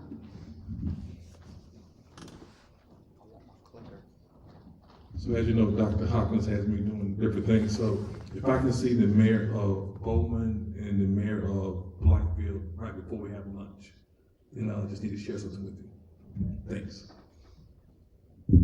I'm going to make you happy. I'm going to be guided by the command that Jesus gave to the disciple at the Last Supper. He said, what thou must do, do quickly. So I'm going to be very quick. I just want to take this opportunity to thank you for coming here. You have no idea what it means to Voorhees University. And I am proudful that what it means to Voorhees University, that it has the same impact on you. We've got some tremendous advice, tremendous information from both Mr. Jenkins and Mr. Tresvant, and of course the interaction between each of us, and also from Ms. Haley Bryan from Regents Bank. And we want to continue this dialogue. We don't want this to be your last time on campus. We don't want this to be your last time interacting with us. Dr. Hopkins talked about the electronic vehicle EV charging stations and all of that. That's only one of the number of things that we can do. You see, one of the things, and I'm going to be quick, so just one, Voorhees University is really the economic leader in this area. We're the largest employer in Denmark, probably I think the second largest in Bamberg County. So in addition to educational advancement, we also make an economic impact as well as social and cultural. That's what we're all about. And we cannot do it by ourselves. One of the things we want to do is do a community-wide needs assessment so that we can find out what it is you need. See, we can talk about what you need, but until we find out what you need, what we may be doing is a waste of time. But having said that, I just want to take this opportunity to thank you for being here. Please know that our doors remain open at all times, 24/7. And I also want to take this opportunity to again invite you to join us on April 4th for the unveiling of the statue of our founder. That's going to be preceded by our Founders Day convocation at 10 a.m. Also on April 6th, we have our Presidential Scholarship Gala that's taking place. We'd love to have you to be a part of that as well. Again, I take this opportunity to say thank you, God bless you, and hope to see you over in the cafeteria for lunch. In your folder, thank you, Dr. Brown. Thank you so much. I gave you community challenges. Did you see that? And we're going to talk about those when we meet again, so ask your mayors to come. You know those 5 areas, and you know what they are, right? Did you see it? Is it real? It's real. Okay, you pull it out and you see it. Rural community challenges, you see that? Shortage of good housing, downtown is dead, not enough volunteers, losing young people, lack of childcare. Do you see that? If you look at the second one, it talks about some of the major challenges that you're facing. We'll come back and we'll talk about that. And I gave you one from a survey that talks about some of the business challenges. So they're real, and when we meet again, we'll talk about them. And I will send you a certificate of participation. Each person that came today, I'm going to send you a certificate of participation. So you should get it next week. Okay? All right? Are there any questions that you may have at this time? Any questions? Okay. All right. Okay, Brittany. No questions? All right, thank you. And we will go over to the Cherry Blossom Room, have lunch, and then you'll be free to go. Mrs. Cherie, Reverend Cherie, would you please come and dismiss us from this place? And we're going to do the blessing, so when we get over there, all we have to do is eat, okay? We'll show you where we need to go. Thank you so much for being here, and I pray that all of you will keep doing such a great work for the communities.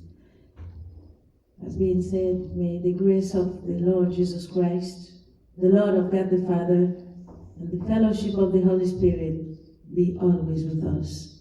Amen. Amen. Thank you so much, and may the food be blessed. Amen.